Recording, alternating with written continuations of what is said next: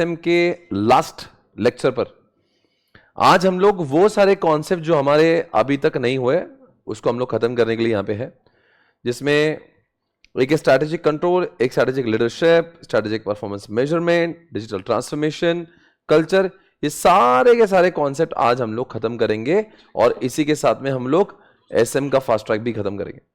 Okay, let's do it. So सबसे पहले मैं आपको ले जाता हूं कल्चर के ऊपर। कल्चर, ओके, पहला कॉन्सेप्ट आज का है कल्चर, जो यहां से है जिसको कहते हैं strategic supportive culture, page number 59। मैं आपको बता देना चाहता हूं कि कभी कभी ऑर्गेनाइजेशन में कुछ स्ट्रैटेजी के लिए कल्चर ढंग से बने नहीं होते, इसलिए स्ट्रैटेजी सही काम नहीं करती। एग्जाम्पल लेते, बहुत ही फनी एग्जाम्पल है, नाम है मूवी का मोहब्बतें। शाहरुख खान अपनी स्ट्रैटेजी बना रहे थे और वो थे एक मोहब्बतें मूवी में एक बताया गुरुकुल नाम का एक कॉन्सेप्ट होता है। अमिताभ बच्चन उसके हेड होते हैं, बिल्कुल अनुशासन, परंपरा, प्रतिष्ठा के हिसाब से गुरुकुल चलता है, जहां पे लड़कों के हॉस्टल में लड़कियों का आना तो क्या दूर दूर तक सोच भी नहीं सकते, लड़का लड़की बात करे, बिल्कुल एक अलग स्ट्रिक्ट माहौल में रहता है।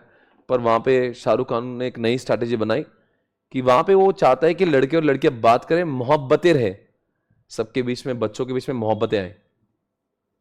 और वो क्या करता है, गर्ल्स को बॉयज हॉस्टल में लेकर आते हैं वैलेंटाइन डे के सेलिब्रेशन कैसे। अब वो चाहता है कि ऐसा कुछ करे, but he strategy went against the culture, because culture तो ऐसा है नहीं। एंड उसके बाद में शाहरुख खान को उस गुरुकुल के एरिया से रिमूव कर दिया जाता है, because the strategy went against the culture. Whenever you make any strategy, you should always understand we should give importance to culture. If the strategy is going against the culture, it will never sustain. It will not be workable. It will not succeed. इसलिए जब भी organisation में भी हमने strategy बनाना है, पहले culture को देखना है कि आसपास का कल्चर कैसा। अगर मैं रिलायंस में काम करता हूं और मैं टाटा में काम करता हूं, देयर इज अ डिफरेंस। एक जगह पे बहुत ही ऐसा कल्चर है, शाम दाम दंड भेद, कुछ भी करो पैसा कमाना जरूरी, एग्जाम्पल रिलायंस। पर टाटा का कल्चर ऐसे है कि बिल्कुल वो उसूलों के खिलाफ नहीं जाएंगे, कुछ गलत काम नहीं करेंगे, वैल्यू सिस्टम पर फोकस ज्यादा है। दोनों का कल्चर अलग है। अगर आप टाटा में जाओगे और ब्राइब की बात करने की स्ट्रैटेजी बनाओगे तो आपको धक्के मार के निकाल दिया जाएगा, because your strategy is going against the culture. वैसे ही हर घर में कल्चर होता है। आपके घर में अगर आप घर का कल्चर बहुत ही स्ट्रिक्ट है, जहां पे लव मैरिज की दूर दूर तक बात नहीं कर सकते, और आपका बहुत ही चल रहा है कि मुझे लव मैरिज ही करना है, आपने दादाजी के सामने प्रस्ताव रखा कि दादाजी मैं करना चाहता हूं लव मैरिज, ये रही चिंटी और इसी चिंटी के साथ मैं विवाह करना चाहता हूं। दादाजी ने आज तक ना पापा को लव मैरिज करने दिया, ना खुद ने लव मैरिज किया। कल्चर ही ऐसा सेट किया हुआ है। आप जाके आपकी रणनीति बना रहे हो, आपकी strategy going against the culture of दादाजी। दादाजी ने अपने डंडे से ढोया, ना किसी आपको चिंटी को भी। तो दोस्तों, your strategy is going against the culture. जब भी कल्चर के अगेंस्ट स्ट्रैटेजी जाएगी तो आपके पास में दो ऑप्शन है, एक तो कल्चर को चेंज करो या तो स्ट्रैटेजी को, यानी कि दादाजी के सोच को चेंज करो या तो चिंटी को चेंज कर दो। तो सर दोनों में से क्या आसान है? स्ट्रैटेजी को चेंज करना आसान है, नहीं लड़की को चेंज करना आसान है, दादाजी की सोच को नहीं। बिकॉज इंसान का जो कल्चर है ना, वो कई सालों में ऐसा बनता है। आपके मम्मी और पापा जो सोचते हैं ना, वो एक दिनों में नहीं बने, कई सालों साल से उनके आसपास जो एनवायरमेंट रहा है, इसीलिए उनकी सोच वैसी हुई है। सो दोस्तों, कल्चर एक ऐसी चीज है, जैसे आपने नया नया एमबीए कर लिया और एमबीए कर लिया, आपने वहां पे जाके बहुत कुछ सुना कि बॉटम टू टॉप भी कल्चर होता है, यानी कि आपने हर डिसीजन में अपने एम्प्लॉयज को इन्वॉल्व करना चाहिए। आप अपने पापा के बिजनेस में गए, आपने वही स्ट्रैटेजी इन्वॉल्व की, पापा ने आपको धक्के मार के निकाल दिया, बिकॉज पापा ने हमेशा डिक्टेटरशिप की है, जहां पे पापा जी टॉप टू बॉटम अप्रोच करते हैं, जहां पे पापा बोलते हैं वही चलता है। तो कभी भी आप किसी ऑर्गेनाइजेशन में ज्वाइन करते हो तो अपना नहीं चलाए, पहले समझे वहां का कल्चर क्या है, कि वहां पे लोग ही सोचने का ढंग क्या है। अगर आप एप्पल में जाए और इनोवेशन की बात कर रहे हैं, जाहिर सी बात है आपको प्रमोशन मिलेगा। पर आप कोई ऐसी गवर्नमेंट ऑर्गेनाइजेशन में जा रहे हो जहां पे इनोवेशन की बात ही नहीं हो रही, आप वहां पे उनको इनोवेशन और टेक्नोलॉजी की बात कर रहे हो, तो आपका प्रमोशन नहीं, आपको वहां से घर पे रवाना किया जाएगा। इसलिए आपकी स्ट्रैटेजी हमेशा कैसी होना चाहिए? It should be in tune with the culture. If the strategy is going against the culture, strategy will not succeed. Strategy सही काम नहीं कर पाएगी। Have you all understood this? Everyone? तो क्या समझा बताओ? जब कल्चर ऐसा है, स्ट्रैटेजी ऐसी है, तो स्ट्रैटेजी काम, कल्चर ऐसा है तो स्ट्रैटेजी वैसी बनाओ तो आपका स्ट्रैटेजी बहुत काम करे। अगर कल्चर है इनोवेशन का और आपकी स्ट्रैटेजी इनोवेशन की है तो आपकी स्ट्रैटेजी बहुत कम, पर कल्चर है वाहियात, आप कर रहे इनोवेशन, स्ट्रैटेजी तो गई तेल लगाने, आपको निकाल दिया जाएगा। तो इसलिए हमेशा क्या करना चाहिए, if there is a conflict of strategy and culture, strategy will not work out. If the strategy is in tune with the culture तो स्ट्रैटेजी बहुत सक्सेसफुल होगी। इसलिए पहले स्ट्रैटेजी बनाना चाहिए कि कल्चर? स्ट्रैटेजी बनाने से पहले कल्चर को समझे, कल्चर को जाने पहचाने और उसके हिसाब से ही स्ट्रैटेजी को लगाए। This is the concept of guys culture and strategy. एक बात बताओ कि कल्चर हमेशा बाधाएं होती है, कभी कभी साथ भी दे सकता है। अगर आप इनोवेशन कर रहे हो, आप एप्पल में हो, तो आपके लिए कल्चर बहुत अच्छा है, बिकॉज कल्चर भी वैसा है, स्ट्रैटेजी वैसी। हमेशा कल्चर आपके लिए बाधाएं नहीं बन सकता। कभी कभी हो सकता है पापा ने भी लव मैरिज किया है, दादाजी ने भी किया, आप भी वही बोल रहे हो, तो यहां पे कैसे रिकॉर्ड है? तो इससे मतलब कल्चर तो सही चल रहा है। आपके भैया ने भी लव मैरिज किया, दीदी ने भी लव मैरिज किया, आप भी बोल रहे हो लव मैरिज, घर का कल्चर सेट है, तो मतलब कॉन्सेप्ट ही सीधा है।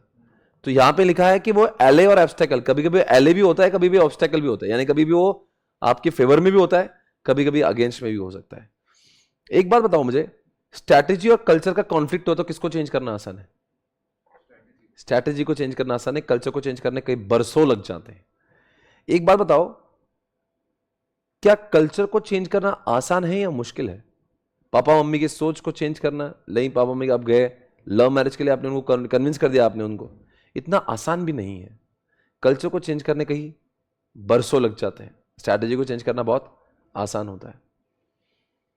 इसी के साथ में एक कॉन्सेप्ट अगर देखोगे तो हमने पूरी तरह से समझ लिया यहां पे, क्रिएटिंग स्ट्रॉन्ग। क्या करना चाहिए हमने? स्ट्रॉन्ग फिट बिठाना चाहिए, किसके बीच में? कल्चर और स्ट्रैटेजी के बीच में। हमेशा कल्चर के हिसाब से ही आपने स्ट्रैटेजी बनाना चाहिए। If your strategy is going against the culture, बहुत प्रॉब्लम हो सकती है।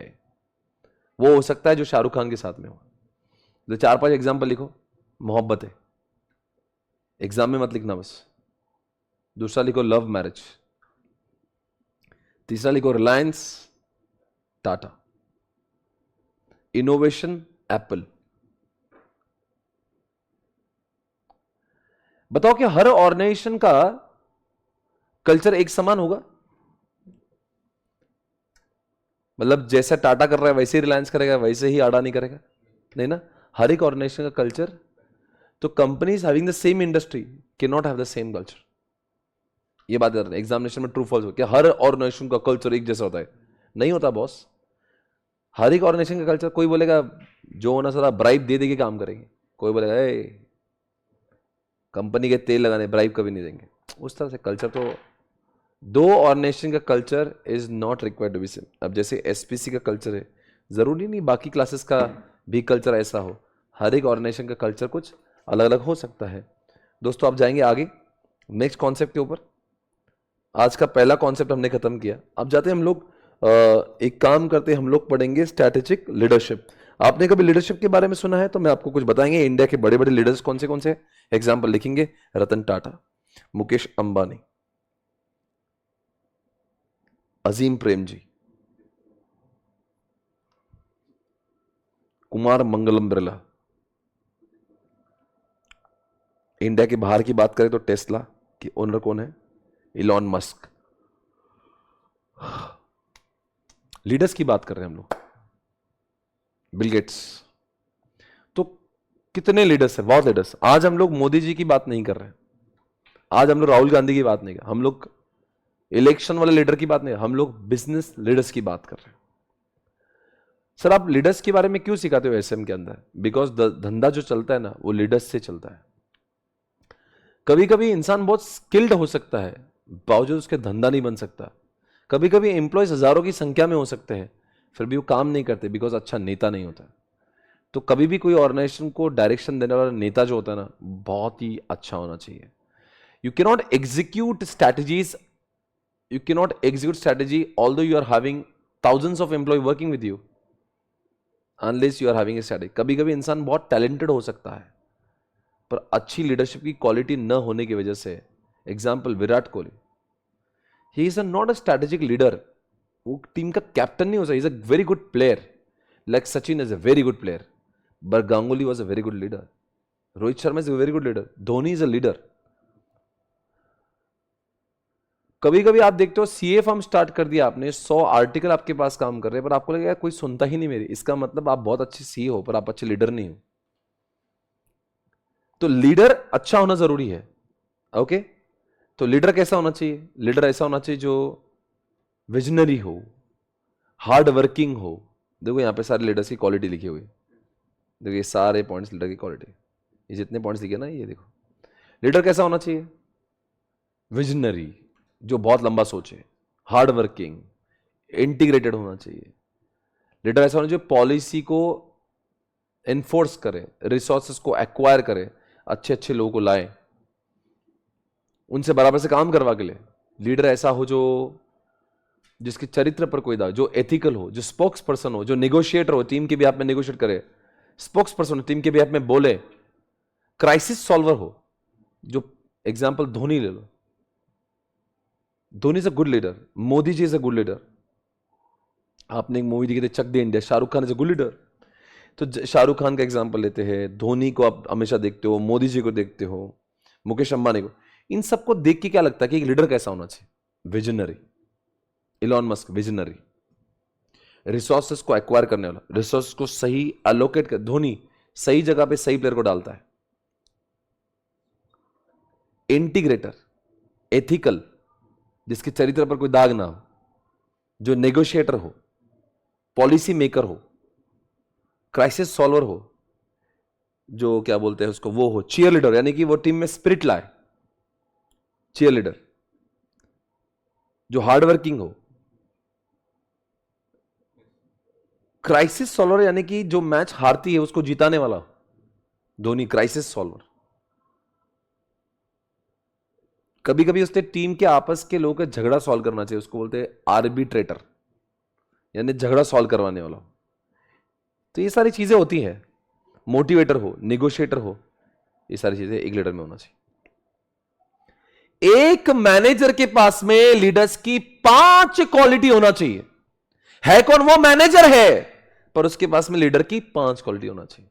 कोई भी मैनेजर अच्छा लीडर तभी बन सकता है जब उसके पास में ये 5 क्वालिटीज होना चाहिए। ये क्वेश्चन कई बार एग्जामिनेशन में पूछा है। मैनेजर्स के पास, यानी कई के लोगों लगता है कि मैं मैनेजर में अच्छे टैलेंटेड व्यक्ति हूं तो मैं अच्छा बिजनेसमैन बन पाऊंगा। नहीं, एक मैनेजर में क्या होना चाहिए? तब जाके वो अच्छे लीडर बन सकते। एक, staying on the top of what is happening. Example लिखो, मुकेश अंबानी हमेशा टॉप पे रह के चेक करे कि सब कुछ सही चल रहा है कि नहीं चल रहा है, बार बार चेक करे, टॉप पे रहे, काम खुद ना करे, मॉनिटरिंग करे, ऊपर रह के, खुद काम नहीं करे, काम करवा के लेने वाला होना चाहिए।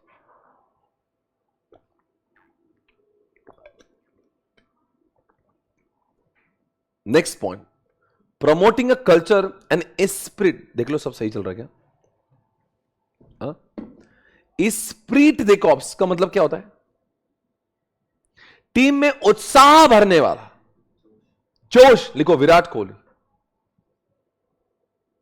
जोश लाने वाला, जो मैदान में खड़े तो लगे यार कुछ तो एनर्जी आ गई, फायर आ गया। तीसरी बात, keeping the organisation responsive to changing condition. जैसी दुनिया बदली, अपने आप को बदलने वाला, जिसकी सोच स्टैटिक नहीं है, जो अपने आप को हमेशा बदलते रहता है।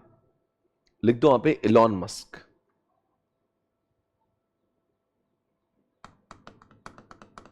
क्यों इलॉन मस्क बोला मैंने? सही क्या? दुनिया के हिसाब से चेंज होता है क्या? उसको पता है एनवायरनमेंट खराब होगा, तुरंत ही उसने ईवी लॉन्च कर दिया।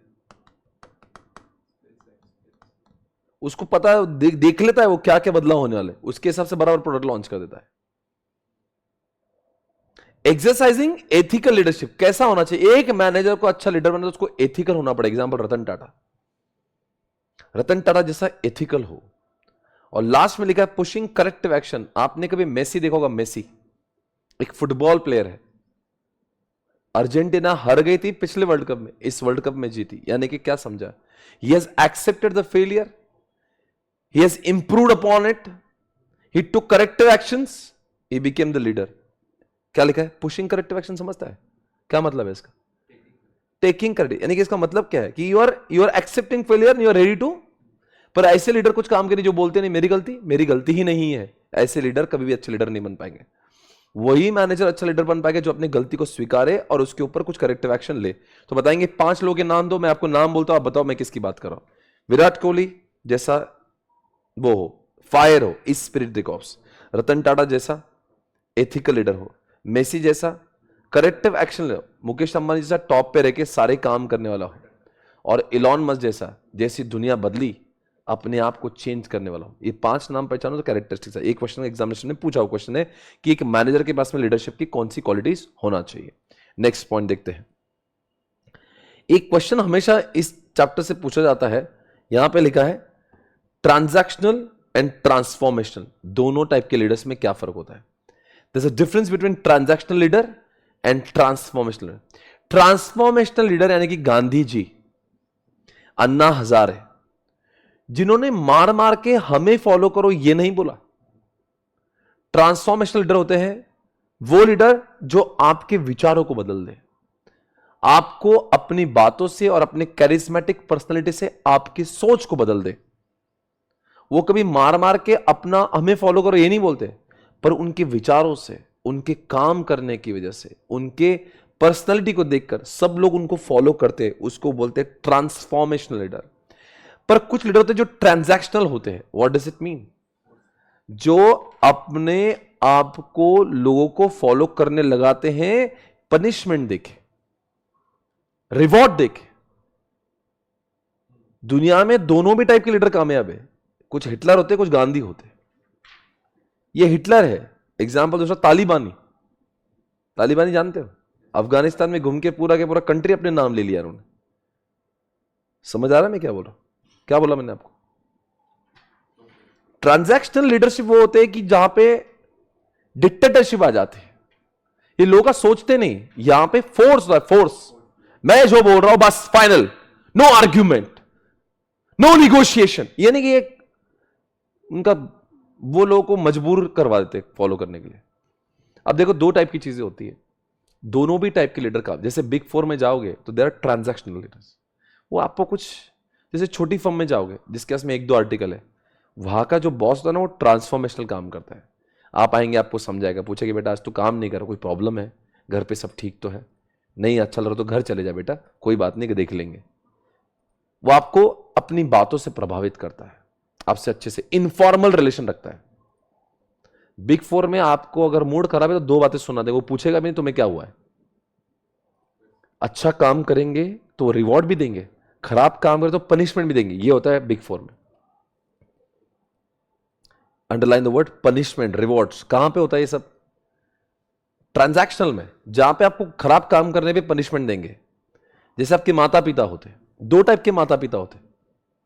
एक बच्चे को अच्छी बातें सुनाकर किसी का एग्जाम्पल देके मोटिवेट कराएंगे। शर्मा जी का बेटा देख, या तेरे पापा ने देख इतनी मेहनत की थी। तो ये सब बातों से प्रभावित करेंगे। कुछ मम्मी पापा इस टाइप के भी होते हैं, वो ज्यादा बातें नहीं करते, वो लाते देते। बच्चा जैसे पापा घर में एंट्री थे, बच्चा चुपचाप पढ़ाई करने लग जाता है। ट्रांजैक्शनल, क्योंकि पापा पनिश कर देंगे उस डर से। दोनों टाइप के लीडर भी देखो, बिग 4 के लीडर भी सक्सेसफुल है और छोटे फर्म के लीडर भी सक्सेसफुल है। डिपेंड करना है आप जब लीडर बनोगे आपको कैसा लीडर बनना है। कभी कभी लोग ट्रांजैक्शनल फॉलो करते हैं, कभी कभी ट्रांसफॉर्मेशन। ट्रांसफॉर्मेशन में पनिशमेंट नहीं होती, वो सिर्फ बातें होती। They motivate people by their charismatic personality. वो इनफॉर्मल काम करते हैं, ट्रांजैक्शनल वाले फॉर्मल रहते हैं। एक बात बताओ, अगर आपकी ऑर्गेनाइजेशन की अभी अभी शुरुआत हुई, जस्ट रिसेंटली यू स्टार्टेड, तो आप क्या फॉलो करोगे? ट्रांसफॉर्मेशन। आपके ऑफिस का पहला ही दिन है, आर्टिकल 10 मिनट ले रहा है, आपने उसको 2 बजा दिए, वो फ्यूचर में आएगा नहीं तुम्हारे पास। पर ये बर्ताव करती वो ऑर्गेनाइजेशन जो बिग 4 जिनका नाम बहुत होता है, वो चाहे तो ट्रांजैक्शनल अपना सकते हैं, बिकॉज उनका नाम ही वैसा है। तो बताओ कौन से लोग ट्रांजैक्शनल अपना सकते हैं? तो organisation which are very mature, जिनका बहुत नाम है। पर जो ऑर्गेनाइजेशन जस्ट स्टार्टेड, जिनका एनवायरमेंट बहुत टर्ब्यूलेंट है, जस्ट स्टार्टेड है, तो अगर वो अभी अभी स्टार्ट हुआ और उसमें लोग तुम बजा रहे हो, तो जो थोड़े बहुत लोग आ रहे हैं ना वो भी चले जाएंगे। कहां पे बातों से, विचारों से मोटिवेट किया जाएगा? एक बात पूछो, कौन सा प्रोएक्टिव और कौन सा रिएक्टिव? ट्रांजैक्शनल रिएक्टिव होता है, खराब काम किया क्या बजाया। इसमें ट्रांसफॉर्मेशन में कुछ कुछ माता पिता बोलते बेट देखा देख बेटा देख, तू पूना पढ़ने जा रहा है, गलत संगत में मत रहना, पढ़ाई करना। वो मारेंगे नहीं, हम तुम्हें मारेंगे नहीं, पर तुम्हें बता रहे तुम्हारे लिए क्या अच्छा है। ट्रांसफॉर्मेशन। ट्रांजैक्शन वाले बोले बेटा तू करके दिखा बस, नहीं तू बस कर ले, इस टाइम में तू फेल हुआ ना, फिर मैं और तू है, फिर देखता मैं तेरे को, अभी तू कर रहे देखो जो करना है। ट्रांजैक्शनल में वहां पे बजाने वाला तरीका है। I hope you are understanding this concept. So इसी तरह से दोस्तों आज का दूसरा कॉन्सेप्ट खत्म हुआ जिसका नाम है लीडरशिप। लीडरशिप में तीन ही बातें आती हैं। एक, लीडरशिप के टाइप्स कौन से हैं, सवाल नंबर 1। दूसरा आता है एक मैनेजर के पास में लीडर्स की कौन सी क्वालिटीज होना चाहिए, और तीसरा आता है लीडरशिप की क्वालिटीज क्या होती है। ये ऊपर लिखी qualities, allocator, motivator, spokesperson, negotiator, ये सारी चीजें। ओके, तीन ही क्वेश्चन यहां से पूछे जाते हैं। इसी तरह से हमारा लीडरशिप भी खत्म हुआ है। एक काम करते, एक चिट्ठी लगा के लीडरशिप का डिफरेंस लिख लेते हैं। ये जो ना ट्रांजैक्शनल, ट्रांसफॉर्मेशनल, ठीक है ना, लिख दो जल्दी से फटाफट।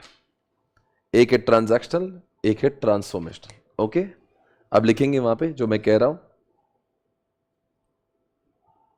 Believes in punishment and rewards. कहां पे लिखेंगे, ट्रांजैक्शनल के ठीक नीचे। बिलीव्स इन किसमें, पनिशमेंट एंड रिवॉर्ड्स पे बिलीव करते हैं।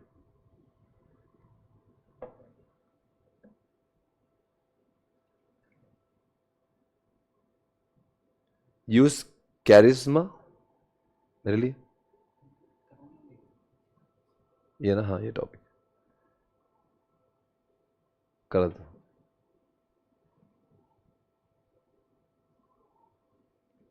Use charisma and enthusiasm to inspire people.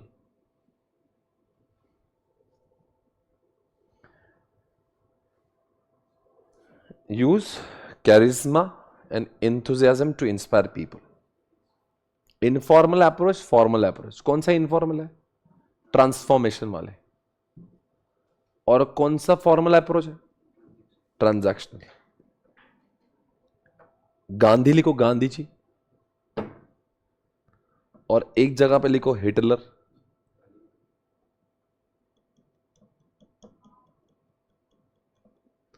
Proactive, reactive, कौन सा प्रोएक्टिव है, ट्रांसफॉर्मेशनल प्रोएक्टिव होता है।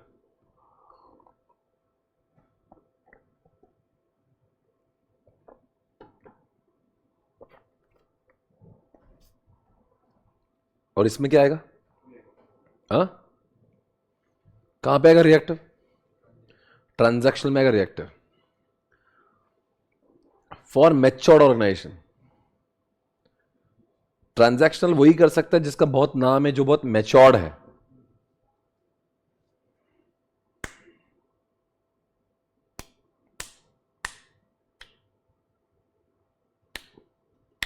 और इमैच्योर्ड ऑर्गेनाइजेशन के लिए ट्रांसफॉर्मेशन। इमैच्योर्ड नहीं कि जो नई जस्ट रिसेंटली स्टार्टेड है। इसी के साथ में आज हमारा दूसरा कॉन्सेप्ट खत्म हुआ जिसका नाम है लीडरशिप। अब मैं आपको ले जा रहा हूं जिसका नाम है स्ट्रैटेजिक कंट्रोल। स्ट्रैटेजिक कंट्रोल को पहले आप समझो कि मैं क्या बोल रहा हूं। इसके बाद में हमारा एक चौथा कॉन्सेप्ट है, इसका नाम है डिजिटल ट्रांसफॉर्मेशन। और एक है क्या है उसको नाम, सेवन ऐसे ना, ठीक है, जो भी बचा है सब अभी आज खत्म हुआ, डोंट वरी। पहले हम लोग कंट्रोल स्टार्ट करें, ठीक है। कंट्रोल क्या होता है, whenever you implement some strategy you have to check whether strategy is implemented the way we wanted। जैसा मैंने सोचा था क्या मैंने पाया है, और नहीं पाया तो you take some corrective actions, उसको कहते हैं कंट्रोल। एक दिन में आपको 100 बैग का मैन्युफैक्चर करना था, आपने केवल 90 बैग का ही मैन्युफैक्चरिंग किया। 10 बैग का मैन्युफैक्चरिंग आपने क्यों नहीं किया, इसलिए आपने कुछ करेक्टिव एक्शन लिया। इसको कहते हैं कंट्रोल, ताकि गलतियां फ्यूचर में ना हो। आपका डोमिनोज पिज्जा है, 30 मिनट्स में डिलीवर होना चाहिए, इट टुक 38 मिनट्स। आखिर 8 मिनट्स डिले क्यों हुआ? आपने कुछ सोचा, एनालिसिस किया, और फिर आपने कुछ करेक्टिव एक्शन लगाया ताकि फ्यूचर में 38 मिनट ना लगे, 30 मिनट में ही काम हो जाए। इसको कहते हैं कंट्रोल। तो कंट्रोल का मतलब होता है evaluation plus corrective actions. Evaluation plus corrective action को हम लोग क्या कहते हैं? कंट्रोल। वर्ल्ड कप में जीतना था हमें, फिर भी हार गए हम लोग। ऐसा क्यों पर हुआ, ये हमने जाना, और ना कि सिर्फ जाना, कुछ उसके ऊपर करेक्टिव एक्शन अगर हमने लिया तो हम लोग कहते हैं, हम लोग अक्सर लोग क्या करते हैं, स्ट्रैटेजी को फॉर्मुलेशन करते हैं, पर चीजें वैसी जैसे हम लोग पढ़ाई का बहुत बड़ा बड़ा प्लान करते हैं, ये कर लेंगे, वो कर लेंगे, 18 घंटे पढ़ाई करेंगे, 16 करेंगे, पर सिर्फ पेपर पे होता है। 8 दिन बाद चेक करने की जरूरत है कि जो मैंने सोचा था, जितना पढ़ना था, जितने घंटे पढ़ना चाहता उतना मैं पढ़ाई किया, और अगर नहीं कर रहा हूं तो मैंने कुछ करेक्टिव एक्शन लिया। तो मैंने क्या किया? पहले इवैल्यूएट किया, फिर करेक्टिव एक्शन लिया। इसका मतलब क्या कर रहा हूं मैं? कंट्रोल कर रहा हूं। दोस्तों, मैंने कई सीईओ से बात की, कई एंटरप्रेन्योर से बात की। I am of the opinion that कि people are very good at making plans, but they are not very good at executions. There is a difference between planning, formulation and implementation. इसलिए control का problem आता है। जैसा मैंने सोचा था, क्या मैंने पाया है? लोग वो चेक करते ही नहीं, सिर्फ प्लान बनाते, बाद में चेकिंग ही नहीं होता। प्लान बनाओ, चेक करो कि वैसा हुआ है या नहीं। आपको लगता था कि जब आप कोई मैन्युफैक्चरिंग कर रहे हो तो आपका वेस्टेज जो है ना 10 किलो होना चाहिए, पर आपका वेस्टेज हो गया 50 किलो। तो आपने कुछ करना चाहिए ना, कैसे होने दोगे?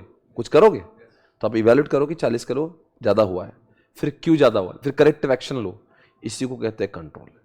तो कंट्रोल आपको समझ गया होगा। कंट्रोल में 3 टाइप है: operational control, management control, strategic control. Control control तो 3 टाइप के कंट्रोल है: ऑपरेशनल, मैनेजमेंट एंड स्ट्रेटेजिक। पहले पढ़ेंगे ऑपरेशनल मैनेजमेंट। दोनों का डिफरेंस है। ऑपरेशनल में आप एक एक चीज चेक करते हो, यानी आपने वेस्टेज को चेक कर लिया, आपने डिलीवरी टाइम को चेक कर लिया, एक एक चीज देखो। आप मैं दोनों का फर्क बता। अगर इंडिया की टीम हार गई वर्ल्ड कप में, तो आपने टीम का as a whole performance check किया कि आखिर क्यों हारी। बॉलर, बैट्समैन, ऑलराउंडर, सब अपने ओवरऑल चीज को देखा। आप टीम इंडिया का performance as a whole check कर रहे हो हारने के बाद, तो आप मैनेजमेंट कंट्रोल कर रहे हो। पर अब आपने मैनेजमेंट के बाद में एक एक प्लेयर को चेक किया। आपने शुभमन गिल का परफॉर्मेंस चेक किया, विराट कोहली का परफॉर्मेंस चेक किया, बुमराह का परफॉर्मेंस चेक किया। आप एक एक प्लेयर का परफॉर्मेंस चेक कर रहे हो, यानी कि आप ऑपरेशनल कंट्रोल कर रहे हो। आपको समझ आ रहा मैं क्या बोल रहा हूं? This a difference. ऑपरेशनल में आप एक एक माइक्रो पे चेक करते हो, आखिर ये मैनेजमेंट में आप ऊपर ऊपर से चेक करते हो। माइक्रो में मान लो आपका परफॉर्मेंस, सुनो ना, आपने चेक किया कि आप सिर्फ एक फिनांस को चेक कर रहे हो, आप सिर्फ आपका एक मार्केटिंग चेक करो, आप सिर्फ सोशल मीडिया चेक करो, आपका वेस्टेज चेक करो, आपका डिलीवरी टाइम चेक करो, आपका सेल्स चेक कर रहे हो, आपकी मार्केटिंग चेक कर रहे हो, आपका सीआरएम चेक कर रहे हो, आपका टेक्निकल चेक कर रहे हो, आपका डिस्पैच चेक कर रहे हो। एक एक चीज को अगर आपने सिर्फ एक एक चीज को देखा, ये चीज को देखा, उसको देखा, तो आप क्या कर रहे हो? ऑपरेशनल देखो, एक एक चीज को चेक किया। तो पर आप एज अ होल जब चेक करते हो, when you are checking as a whole, या फिर आप मोर एग्रीगेटिव चेक कर रहे हो, underline the word more inclusive, more aggregative, आपको ये वर्ड दिखेंगे मैनेजमेंट में। सर दोनों में भी चेक होता है भाई। मैं अगर कोई ऑर्गेनाइजेशन का सीईओ है ना, इस साल अगर मान लो हमने उतना प्रॉफिट नहीं कमाया जितना प्रॉफिट करना चाहिए था, मैं सबको आके बजा दूंगा एक साथ। मेरी ऑर्गेनाइजेशन में ये सब नौटंकी चलेगा। 100 करोड़ का प्रॉफिट चाहिए था, 90 करोड़ क्यों हुआ? क्यों हुआ? मैं सबको बजा दूंगा। मैं कर रहा हूं मैनेजमेंट कंट्रोल, मैंने बजा दिया। तो मेरे जो मुखिया लोग थे मैंने बजा दिया। वो मुखिया लोग क्या गए, आप फिर आप एक एक चीज को अंदर अंदर घुस घुस के चेक कर रहे हैं। किसने गलत काम किया, कौन से सेल्स पर्सन अपना टारगेट मीट नहीं किया, कौन से स्टेट में काम सही नहीं हुआ। कौन से प्रोडक्ट का सेल नहीं हुआ, किसने खराब काम किया। तो डिस्पैच, टेक्निकल, सेल्स, एक एक चीज जाके चेक करना पड़ेगा उसको, क्योंकि उसको तो आपने मैंने सबको सुना दी, मीटिंग खत्म हो गई, मुझे कुछ नहीं सुनना। ये क्यों हुआ, मैं am not worried about it, ये हुआ क्यों, आप लोग सब लोग जिम्मेदार हो। मैंने बजा के छोड़ दिया। अब उनको तो दिमाग को टेंशन आ गया, अब उनको भी ढूंढना पड़ेगा यार, गलत तो हुआ है हमसे। अब क्या करेंगे लोग, अब हजारों लोग काम करते हैं, हजारों डिपार्टमेंट से, एक एक डिपार्टमेंट में घुस घुस के काम करे, कौन से स्टेट में क्या हो रहा है, कौन से लोगों ने क्या। तो क्या होता है, जब मुकेश अंबानी, रतन टाटा जब मीटिंग लेते हैं ना, या कोई बड़े लोग का, वो ऑपरेशन में नहीं घुसता। और ये सब चिंदगिरी मत बताओ मेरे को, सर वो लेट आता है इसलिए ऐसा होता है, वो मार्केटिंग वाला, आई am not bothered about it. ये अच्छी हुआ क्या, नहीं हुआ ना, तब तुमको क्यों हायर कर। अगर ये भी काम मेरे को अंदर जाके मुझे देखना है ना, तो why I have hired you all in my organisation. मैं कौन है, मैं बड़ी चीजें चेक करूंगा। और अगर मुझे ही अंदर जाके एक एक एम्प्लॉय से इंटरेक्शन करना है ना, तो तुम जैसे लोगों की जरूरत नहीं ऑर्गेनाइजेशन में। तो ऊपर वाले लेवल के बंदा, ये सब मेरा काम। मुकेश अंबानी आएगा रिलायंस के स्टोर में, जियो की एक किराना शॉप पे मुकेश अंबानी आके चेक करेगा कि क्या चाहिए। भाई वो कौन है, वो क्या बोलेगा, भाई इंडिया के रिटेल से मुझे इतना धंधा चाहिए। हुआ क्या है, नहीं हुआ ना। अब तुम तुम्हारी झक मराओ और जाके चेक करो, ये मेरा काम नहीं है। तो पहले बॉस बजाता है मैनेजमेंट की, वो मैनेजमेंट आता है ऑपरेशन की बजाने। तो पहले शुरुआत तो वहां से होती है ना, बड़ा कुछ नहीं अच्छा तो फिर वो नीचे आके ढूंढता है, भाई ये हुआ क्या, कहां से हो रहा है ये। तो क्या होता है, पहले इट इज मोर इंक्लूसिव। अगर मान लो ऊपर ही सब कुछ सही हो गया, आप समझे नहीं, अगर ऊपर ही सब कुछ सही चल रहा है तो फिर कुछ ऑपरेशन की बजाएंगे नहीं।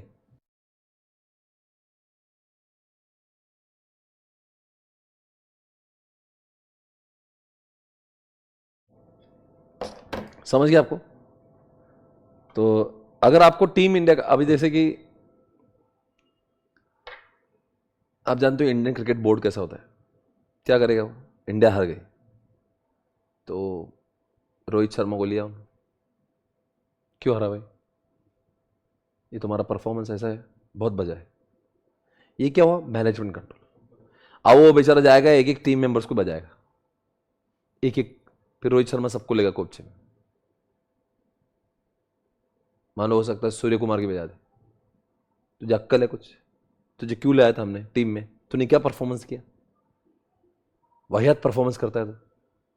एक एक प्लेयर के अंदर घुस घुस के चेक किया तो कहेंगे ऑपरेशन कंट्रोल। जैसे ऑर्गेनाइजेशन के पॉइंट ऑफ व्यू से आप सिर्फ सेल चेक कर रहे हो तो कहेंगे ऑपरेशन, आप सिर्फ डिस्पैच चेक कर रहे हो तो कहेंगे ऑपरेशन। आप पूरी ऑर्गेनाइजेशन का एज अ होल परफॉर्म, जैसे example lions company wanted to be on number 1 ranking, पर वो रैंक मान लो आज उनका 10वां नंबर है, they wanted to be on number 1, पर कंपनी से 6 नंबर तक पहुंची, 1 नंबर पे पहुंची क्या, तो क्या करेगी, क्यों नहीं, क्या हुआ ऐसे, हमें चाहिए था 1 नंबर, 6 पे क्यों पहुंचे। वो मुझे मत सिखाओ कि अंदर क्या हुआ है, यू गाइस आर रिस्पॉन्सिबल। अब ये क्या मुकेश अंबानी बजा के छोड़ देगा, किसको प्रेशर देगा ये, वो निकालेगा डाटा, कितने नंबर पे आया, मोर इंक्लूसिव 10 पे, 1 पे आया क्या, नहीं आया ना, 6 पे आया ना, क्यों आया, तो जो टॉप प्लेयर को लेके बजा देगा उनकी।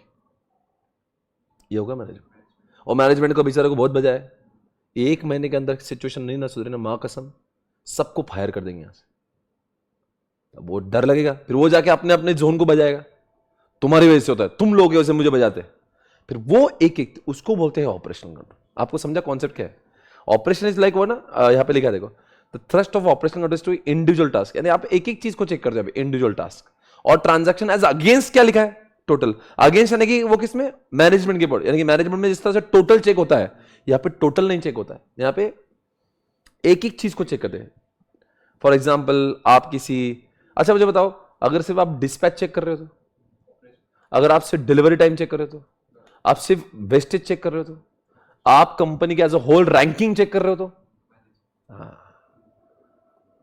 आप अगर मान लो इंडिया आईसीसी बोर्ड में, इंडिया की क्रिकेट टीम आईसीसी के हिसाब से कौन से लेवल पे चल रही, रैंक 1 पे नहीं, रैंक 4 पे, तो इसका मतलब क्या, आप मैनेजमेंट लेवल पे। आपको दोनों का फर्क समझ रहा है क्या, दोनों का डिफरेंस समझ गया ना। अब एक आता है स्ट्रैटेजिक कंट्रोल, कौन सा आता है, स्ट्रैटेजिक। पढ़ो उसके बारे में क्या लिखा है।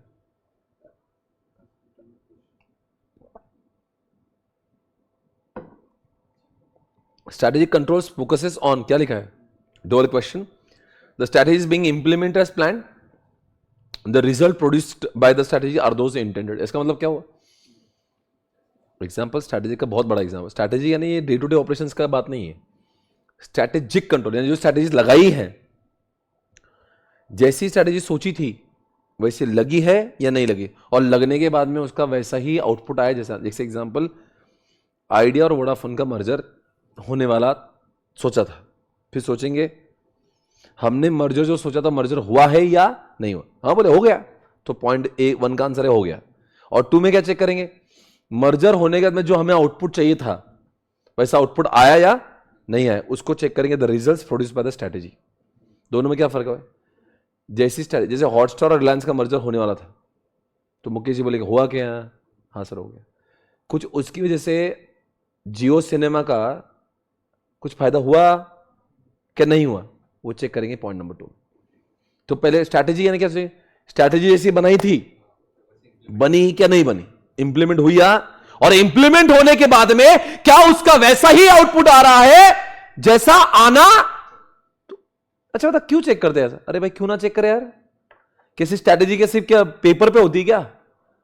सुबह से बोर्ड ऑफ डायरेक्टर के डिस्कशन में स्ट्रैटेजी बनाने की बोर्ड ऑफ डायरेक्टर की मीटिंग हो गई, तो जब अगली बोर्ड ऑफ डायरेक्टर की मीटिंग आते हैं ना, वो बोलते हैं सर लास्ट मीटिंग में तो हमने डिस्कस किया था, स्ट्रैटेजी इंप्लीमेंट हुई क्या?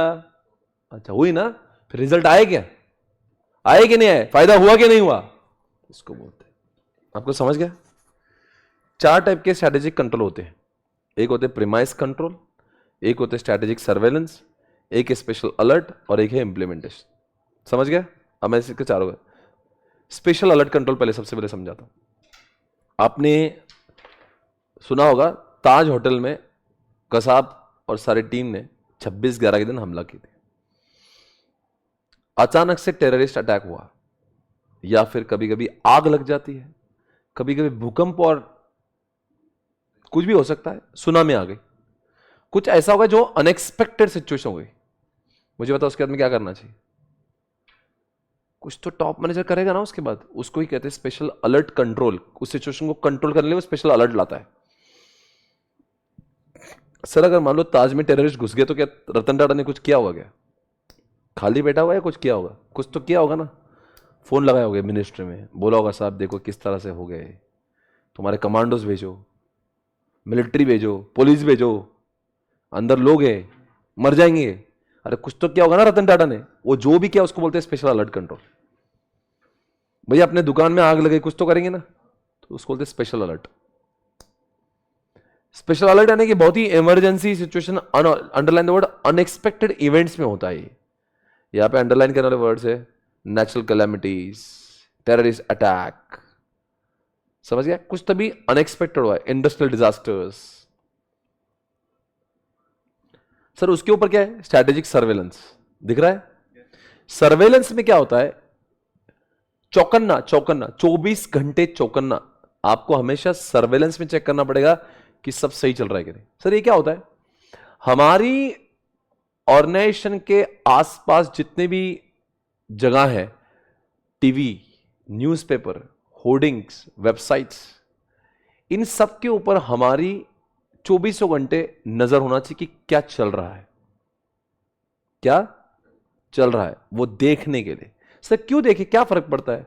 देखने के लिए हमारे कॉम्पिटिटर्स क्या कर रहे हैं, और जैसे आपको लगता है कुछ चीजें हो रही है तो you should also take corrective actions. Example लेते हैं, मैं हूं फ्लिपकार्ट, मैंने आज सवेरे का अखबार पढ़ा, वहां पर लिखा अमेजॉन ने 3 दिन का सेल लाया। मुझे कुछ तो करना पड़ेगा, क्या मैं चुप रहूंगा? कुछ तो करना पड़ेगा। वो देखकर मैं जो कुछ भी करता हूं ना, उसको बोलते हैं स्ट्रैटेजिक सर्वेलेंस। सर्वेलेंस आपने देखा ना, you are under CCTV surveillance, यानी कि सीसीटीवी जिस तरह से आपको 24 घंटे मॉनिटर करता है, या भी हम लोग अंडरलाइन करो, न्यूज़पेपर पे, बिजनेस मैगजीन पे, मीटिंग्स, कॉन्फ्रेंसेस, ये सब क्लब्स, पार्टीज, हर जगह पे जाके अपना सर्वेलेंस देखो कि कहीं ना कुछ अपने काम का तो कुछ नहीं चल रहा है। हो सकता है 99% अखबार में हमारे बारे में कुछ नहीं लिखा है, या हमारे से कनेक्टेड कुछ नहीं है, पर कुछ एक चीज हो सकती है जो हमारे काम की हो सकती है। उसको देखकर हम लोग जो करेंगे उसको कहते हैं सर्वेलेंस। ये क्या होता है? प्रीमाइस कंट्रोल का मतलब क्या? यहां पे एक मॉल है, एक फिनिक्स मॉल है और एक इनऑर्बिट। पहले इनऑर्बिट खुला था, और इनऑर्बिट जब खुला था ना, वो इनऑर्बिट को पता ही नहीं था कि उसके सामने कुछ आने वाला है। इनऑर्बिट मॉल खुला, उससे 5 गुना बड़ा फिनिक्स मॉल खुल गया। पर जब इनऑर्बिट बन रहा था ना, उसने कभी सपने में ये अजम्पशन नहीं लाया था कि यहां पे इतना बड़ा मॉल मेरे ही सामने खुल जाएगा। एग्जैक्ट बैंग ऑपोजिट खुल गया। फिर क्या हुआ, इसकी तो लग गई, सारा धंधा इसका चौपट हो गया एक ही दिन में। अब इससे 5 गुना बड़ा मॉल खुला तो ये यहां पे कोई नहीं आ रहा है, तो अब क्या होगा। उसके बाद इनऑर्बिट मॉल जो भी करेगा उसको कहेंगे प्रीमाइस कंट्रोल। कभी कभी क्या होता है, हम जिन अजम्पशन का घर बना के, जो अजम्पशन लेके हम कभी कभी काम करते हैं ना, वो अजम्पशन वैलिड ही नहीं रहता है। जब हम लोग पहले अजम्पशन क्या किया था कि ये मॉल कभी इसको कुछ खतरा नहीं होगा, पर अब आ गया ना खतरा, तो अब कुछ तो करोगे। अब उन्होंने क्या कहते हैं, मॉल बंद कर दिया और सारा का सारा मॉल अमेजोन को रेंट पे दे दिया, भाड़े पर। उसको बोलते प्रीमाइस कंट्रोल। प्रीमाइस कंट्रोल समझ गए। हमने कभी सपने में नहीं सोचा था मारुति ने कि ईवी नाम की चीज आएगी, आ गई ना। अब क्या करना पड़ेगा, अब मार्केट शेयर जा रहा है तो कुछ तो करेगा ना मारुति। मारुति भी अपनी ईवी लॉन्च कर रहा है, उसको बोलते हैं premise control. Underline the word guys, assumptions, certain assumptions। Strategy बनाई जाती है कुछ assumption के बेसिस पर जब वो assumption ही चेंज हो जाते हैं, then you have to take some corrective actions. Last point क्या लिखा है, implementation control. What is the meaning of implementation control. ये उसके अंकल जैसा दिखता है, इसके बाप जैसा नहीं दिखता है। इसके पापा का नाम क्या है, इंप्लीमेंटेशन के पापा का नाम है स्ट्रैटेजी कंट्रोल। पर ये स्ट्रैटेजिक कंट्रोल जैसा नहीं दिखता है, ये उसके अंकल जिसका नाम है ऑपरेशनल, उसके जैसा दिखता है। सर ऐसा कैसा बच्चा है ये इसके पापा जैसा नहीं दिखता है ऑपरेशनल। ये इसमें ऑपरेशनल में कोई फर्क नहीं है। फिर आप बोले फिर दोनों कॉन्सेप्ट अलग क्यों है। ऑपरेशनल में छोटे लोग जो चेक करते हैं, इंप्लीमेंटेशन में वही चीजें चेक करते हैं बड़े लोग। सर ऐसे क्यों, कभी कभी छोटा बच्चा क्या कर रहा है वो कभी कभी बीच बीच में चेक करना पड़ता है, सब सही तो कर रहा है ना भैया। यानी कि डे टू डे, जैसे एसपीसी में डे टू डे डिस्पैच कैसे हो रहा है, मैं हर रोज जाके नहीं चेक करता हूं। वो क्या करता है, मेरे जो डिपार्टमेंट की हेड है वो जाके रोज चेक करती है, वो ऑपरेशनल करती है। और मैं उसी के डिस्पैच को कभी कभी 1-2 महीने में एक बार चेक करता हूं। जब मैं वही चीज चेक करूंगा डिस्पैच सही चल रहा है कि नहीं, उसको कहते हैं इंप्लीमेंटेशन कंट्रोल। दोनों का फर्क समझ रहे हैं, बोलो क्या फर्क है। एक है कौन सा और एक कौन सा है, तो दोनों में क्या फर्क है लिखा है देखो। It is directed toward the assessing need for the changes in the overall strategy in the light of unfolding events and result associated with the incremental steps. ये जो चीजें है ना, ये वही चीजें करना है कि जो इंप्लीमेंटेशन, जो एक एक चीज चेक करते हैं हम लोग ऑपरेशनल में, उसी चीज को चेक करना है बट लेस फ्रिक्वेंटली। काम वही करना है, काम वही करना है जो ऑपरेशनल में चल रहा है। एक एक बार का इसे देखना है कि ये लिखा है monitoring strategy thrust milestone reviews, review करना है हमको सारी चीजों का, बट ये बहुत लेस फ्रिक्वेंटली होता है, इसलिए उसको बोलते हैं इंप्लीमेंटेशन कंट्रोल्स। बताओ इसके 4 बच्चे कौन से हुए। स्ट्रैटेजी के पहले तो 2 बातें होती कि स्ट्रैटेजी इंप्लीमेंट हुई या नहीं हुई और उसका रिजल्ट वैसे आए कि नहीं आए। इसके 4 बच्चे हुए। एक होता है आप डिजास्टर्स हो गए, आग लग गई, उसके बाद में आप जो करते हो उसको स्पेशल अलर्ट करते हैं। फिर होता है जो आपने अजम्पशन से सोचा था कि इनऑर्बिट मॉल के बारे में कुछ बाहर कुछ नहीं आएगा, पर आ गया फिनिक्स मॉल आ गया, अब क्या होगा।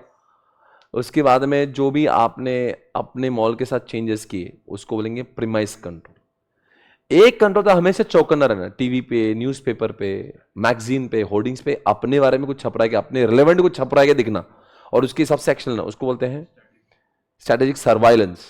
और एक होता है इम्प्लीमेंटेशन, जो इसके काम वही है जो ऑपरेशन जैसे है, बट ये लेस फ्रिक्वेंटली चेक होता है, और ऑपरेशन में वही काम मोर फ्रिक्वेंटली चेक होता है। और बच्चों इसका डिफरेंस बता दो, ऑपरेशन और मैनेजमेंट का डिफरेंस क्या है। दोनों में भी चेकिंग होती है। ऑपरेशन में आप एक एक डिपार्टमेंट को चेक कर रहे हो, फाइनेंस को चेक कर रहे हो, या फिर ओनली सिर्फ आपने डिस्पैच को चेक किया तो आप क्या बोलेंगे, मैं ऑपरेशन चेक कर, पर मैंने पूरी ऑर्गेनाइजेशन का as a whole more aggressive more inclusive performance चाहिए, सबका मिला के एक साथ, क्या बोलेंगे, मैनेजमेंट करता। ओके तो आज का तीसरा कॉन्सेप्ट खत्म हुआ जिसका नाम क्या है, कंट्रोल। अब क्या पढ़ेंगे हम लोग, अब हम लोग पढ़ रहे हैं, क्या पढ़ेंगे भैया, हम पढ़ रहे हैं यहां पे मेजर्स, स्ट्रैटेजिक परफॉर्मेंस मेजर्स नाम का कॉन्सेप्ट दिया है। मुझे कॉन्सेप्ट बड़ा अच्छा लगता है, मैंने इतने सालों की ऑर्गेनाइजेशन चलाने के बाद जब when I read this concept मुझे लगता है it makes lot of sense. Types of strategic performance measure, यानी कि हमारी ऑर्गेनाइजेशन 10 साल से 12 साल से एसपीसी चालू है, चालू हो गई, इट्स वर्किंग। एयरलाइंस कई सालों से चालू हुई, आइडिया चालू है, वोडाफोन चालू है, हॉटस्टार चालू है, नेटफ्लिक्स चालू है, फेसबुक चालू है, ये ऑर्गेनाइजेशन कई साल, गूगल भी चल रहा है, बहुत सालों से आप काम कर रहे हो। इतने सालों के बाद में आपने चेक करना चाहिए कि आपका फिनेंशियल परफॉर्मेंस कैसा है, ऑर्गेनाइजेशन की बैलेंस शीट, प्रॉफिटेबिलिटी, रेशियो सब अच्छे है कि नहीं है। सर ये कब कर दे, ऑर्गेनाइजेशन चालू होने से पहले का नहीं है, चालू हो गई है, काम चालू हो गया है, आपको चेक करना है सब सही चल रहा है कि नहीं चल रहा है। तो सबसे पहले करते हो आप फाइनेंशियल मेजर्स।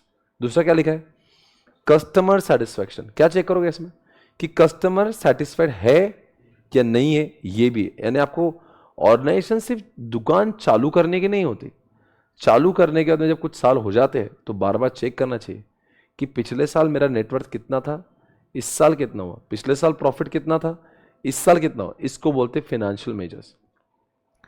कस्टमर को भी बार बार चेक करना चाहिए, पूछना चाहिए आर यू सेटिस्फाइड और नॉट, कस्टमर खुश है या नहीं है। सर ये क्यों चेक करना चाहिए, ये चेक करना इसलिए जरूरी है,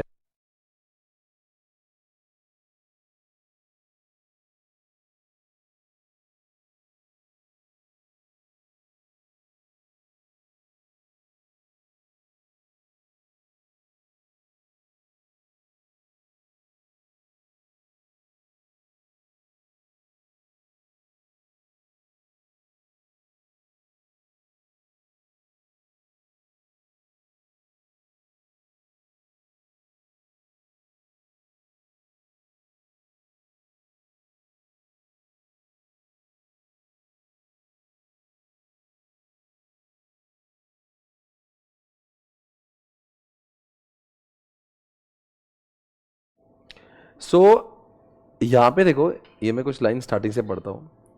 strategic performance measures is a method that increases line executive understanding of organisations goals and offer और कंटिन्यूस सिस्टम फॉर ट्रैकिंग क्या लिखा है, progress toward this objective using clear cut performance measurement. यानी कि आप अच्छे या बुरे हैं ये समझने के लिए कुछ तो पैरामीटर होना चाहिए।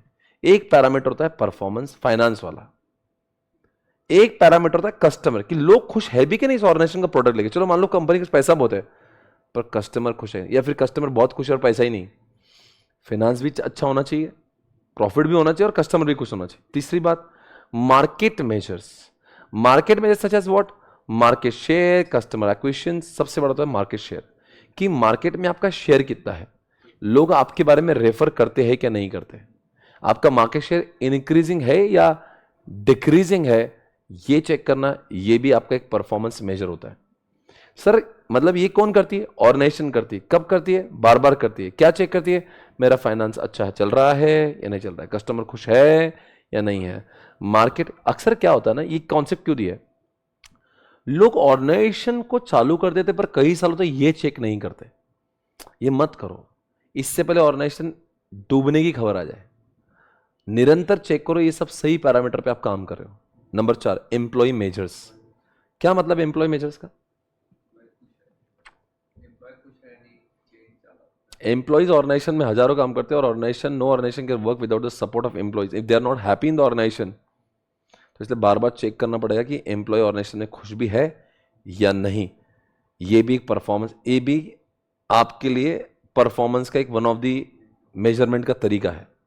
मतलब कोई ऑर्गेनाइजेशन अच्छी है तो कब माना जाएगा अच्छी है, फाइनेंस अच्छा, कस्टमर अच्छा, मार्केट शेयर अच्छा, एम्प्लॉय खुश, लास्ट में इनोवेशन, बहुत अच्छा, आपकी ऑर्गेनाइजेशन इनोवेशन पे बिलीव करती है। कहीं ऐसा ना हो जाए आज बहुत अच्छा चल रही है पर 5 साल के बाद में वो आउटडेटेड हो जाएगी, क्योंकि ऑर्गेनाइजेशन में कोई बदलाव ही नहीं है।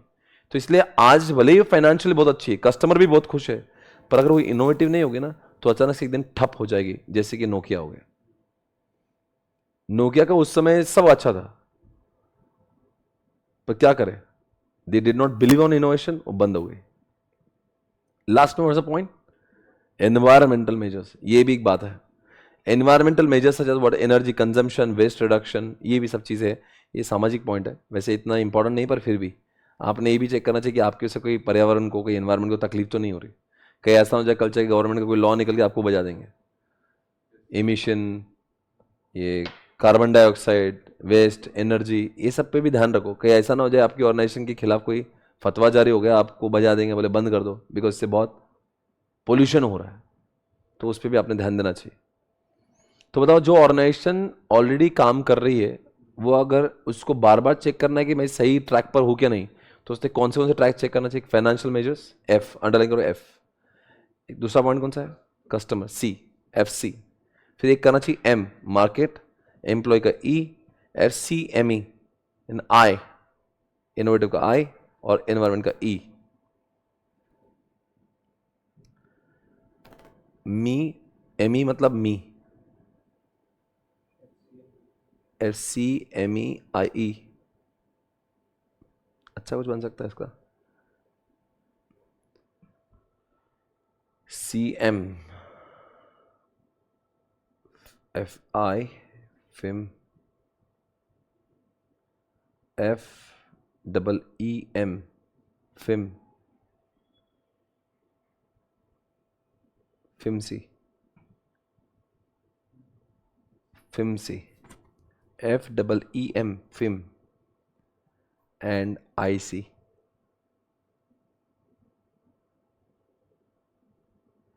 फिमसी ले लो, फिमसी कुछ अच्छा है, एम डबल ई मिड, फिमसी ले लो, देख तो कुछ तो खास नहीं था, जो भी है, F double E M C I, okay ठीक है, इजी है। तो क्या चेक करना है? एफ से फिनांस चेक करना है, ई से एनवायरमेंट, ई से एम्प्लॉय, एम से मार्केट, फिम, सी से कस्टमर, आई से इनोवेशन, ये सब चेक करना है। इन अगर आपको अपने आप को सफल अगर मानते हो, अगर इन हर जगह पे आपने अच्छा काम किया है ना, तो आप एक सफल ऑर्गेनाइजेशन हो। केवल फिनांस को देखकर कोई ऑर्गेनाइजेशन सफल नहीं मानी जाती। नेक्स्ट, इंपॉर्टेंस, अगर ये सब कुछ करते हो तो क्या मतलब होता है? अगर आप ये चीजें 6 जो फिमसी आप बार बार चेक करोगे तो क्या होगा? आपको goal alignment, resource allocation, continuous improvement, external accountability, इन सबका फायदा होगा। What is the meaning of this? बार बार चेक करना कि ये सब सही हो रहा है कि नहीं, इसका मतलब बार बार चेक करने का आप गोल तरफ जा रहे हो कि नहीं, सही दिशा। तो इसलिए बोलते हैं कि गोल अलाइनमेंट आपकी हो जाती है। ये फिमसी को बार बार चेक करके आपको समझते हैं हाँ मैं सही ट्रैक पर तो हूं ना, क्या सच में मैं, ये सब अच्छा अगर होगा तो आप ऑब्वियसली आपके गोल को अचीव कर पाओगे। क्योंकि अगर आपको कोई लगा कि कुछ चीजें सही नहीं हो रही तो आप उसके ऊपर करेक्टिव एक्शन लोगे, तो जाहिर सी बात है, अगर इससे पहले आप बर्बाद होकर गोल के विपरीत हो जाते हैं, अगर आपको कुछ चीजें सही नहीं हो रहा है, कस्टमर सेटिस्फाइड नहीं, एम्प्लॉय सेटिस्फाइड, आप करेक्टिव एक्शन लोगे तो आप अपने गोल को अचीव कर पाओगे। नंबर दूसरी बात, रिसोर्स एलोकेशन, यानी आपको लग रहा है कि अपना फाइनेंस तो बहुत अच्छा चल रहा है पर आपके कस्टमर खुश नहीं है, तो आप अपने एम्प्लॉय को कस्टमर की और ज्यादा अलॉट करोगे। Suppose you understood your customers are not satisfied, then what will you do? You will allot more employees, you will hire more employees to satisfy your customers. आपके रिसोर्सेज सही नहीं, हो सकता है कोई डिपार्टमेंट बहुत ही ज़्यादा सॉलिड अच्छा चल रहा है, एक डिपार्टमेंट नहीं चल रहा है, तो आप क्या करोगे? जो डिपार्टमेंट बहुत अच्छा चल रहा है उसे कुछ एम्प्लॉइज उस जगह पे डालोगे जहां पे जो अच्छा नहीं चल रहा है। कंटिन्यूस इंप्रूवमेंट होगी, बार बार चेक करो, तो बार बार चेक करोगे हर 3 महीने में, एक महीने, तो आपको समझेगा कोई चीज़ अच्छी है, कोई चीज़ खराब है। तो कोई चीज़ें खराब होगी तो आप तो चुप तो नहीं पड़े, you will take some corrective action, उसको बोलते हैं आपको कंटिन्यूस इंप्रूवमेंट होते रहेगा। और लास्ट पॉइंट क्या लिख रहा है? एक्सटर्नल अकाउंटेबिलिटी का मतलब क्या?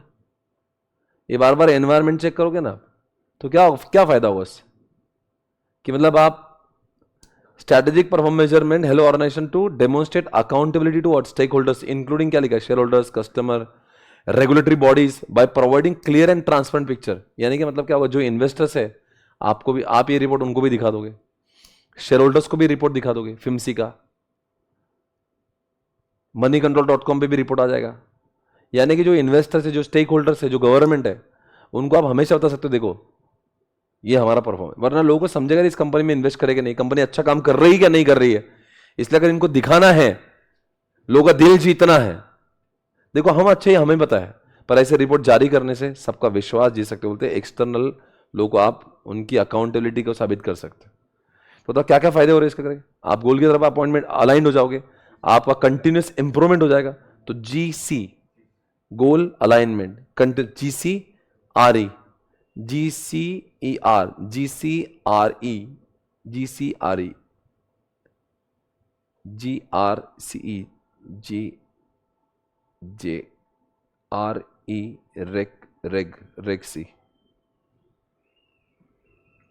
रेगसी, रेगसी डाल सकते हैं, रेगजी, REGC, रेगजी। ओके, तो R फॉर व्हाट, रिसोर्सेस, तो आप सही जगह पे अपने रिसोर्सेस डालोगे, इससे एक्सटर्नल लोगों को भी खुशी होगी कि कंपनी से काम कर रही है, अपन अपने गोल से अलाइंड हो जाएंगे, और C से अपना कंटिन्यूस इंप्रूवमेंट हो जाएगा इस तरह से। इसी तरह से हमारा स्ट्रैटेजिक परफॉर्मेंस मेजर भी खत्म हो रेगजी के नाम से। तो आज हमने चौथा कॉन्सेप्ट देख लिया, इसका नाम है स्ट्रैटेजिक परफॉर्मेंस मेजर। अभी हमारा क्या बाकी है, क्या है वो, मैकिन्जी। यह है मैकिन्जी 7S मॉडल, यह है मैकिन्जी का 7S मॉडल।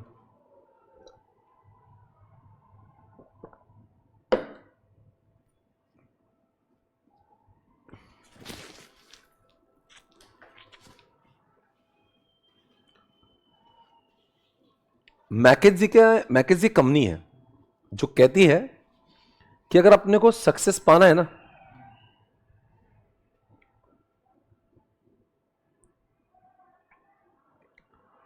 क्या पढ़ो, मैकिन्जी का 7S model is a management framework developed by the consulting firm McKinsey in 1990। It is used to, आप देखना, it is used to analyse and assess organisational effectiveness and alignment, मतलब organisation अच्छा काम कर रही है कि नहीं काम कर रही है। The model identifies 7 internal factors that must be align for an organisation to be successful. क्या लिखा, 7 internal factors must be aligned, अगर किसी भी ऑर्गेनाइजेशन को कामयाब होना है तो उनको ये 7 चीजें अच्छी करना पड़ेगी। उसके 2 पार्ट, एक हार्ड एलिमेंट एक सॉफ्ट एलिमेंट। पहले 3 एलिमेंट जो है ना, स्ट्रैटेजिक, स्ट्रक्चर एंड सिस्टम, ये उसके हार्ड एस है, और बाद के 4 एस जो सॉफ्ट एस है। आपको समझा क्या लिखा है, अगर किसी यार लिखा ना, for an organisation to be successful all 7 elements must be aligned and mutually reinforcing, changes और improvement in one element can have the, यानी कि अगर आपके ऑर्गेनाइजेशन को कामयाब बनना है तो आपकी इन 7 चीजों को अच्छा करना जरूरी है। हर 7 चीजें अच्छी नहीं होगी तो आपकी ऑर्गेनाइजेशन कभी भी सफल नहीं बन पाएगी। एस से सफल, एस से सक्सेस, एस से जो लिखा ना स्ट्रैटेजीज, सफल बनने के लिए एस चाहिए, ये देखो सब एस, 3 हार्ड एस है उसमें, स्ट्रैटेजीज, स्ट्रक्चर, सिस्टम, ये hard S, underline the word hard. और ये चारों जो है ना वो सॉफ्ट एस है। सबसे पहली बात, अगर मुझे लगता है, या और जो लिखा है ना मैं फील करता है उसको, मुझे लगता है कि एसपीसी को अगर सक्सेसफुल बनाना तो एसपीसी की स्ट्रैटेजी सही होना चाहिए, सोच सही होना चाहिए, स्ट्रैटेजीज सही होना चाहिए, और स्ट्रैटेजीज अच्छी होगी फिर भी नहीं चलेगी अगर लोग ही नहीं है स्ट्रैटेजी को एग्जीक्यूट करने के लिए। फॉर एग्जाम्पल एसपीसी ने स्ट्रैटेजी बनाई कि 2-3 और क्लासेस चालू करें, स्कूल चालू करे, JEE नीट चालू करे, 11-12 चालू करे, मान लो स्ट्रैटेजी सही है, स्ट्रैटेजी सही है, पर फिर भी strategy can not be executed unless you are having good number of people, unless you are having good structure, good skilled people. Structure अच्छा होना चाहिए, स्ट्रक्चर समझता है, top level, middle level, bottom level, कौन किसको रिपोर्ट करेगा, वो structure सही होना चाहिए, वरना स्ट्रैटेजी से पेपर पे रह जाएगी, एग्जीक्यूट ही नहीं होगी। और system, the development of daily task, operation, team to execute the goals and objective in the most efficient, and क्या लिखा है, यानी अपनी ऑर्गेनाइजेशन क्या होना चाहिए, सिस्टम सही होना चाहिए। What is the meaning of system,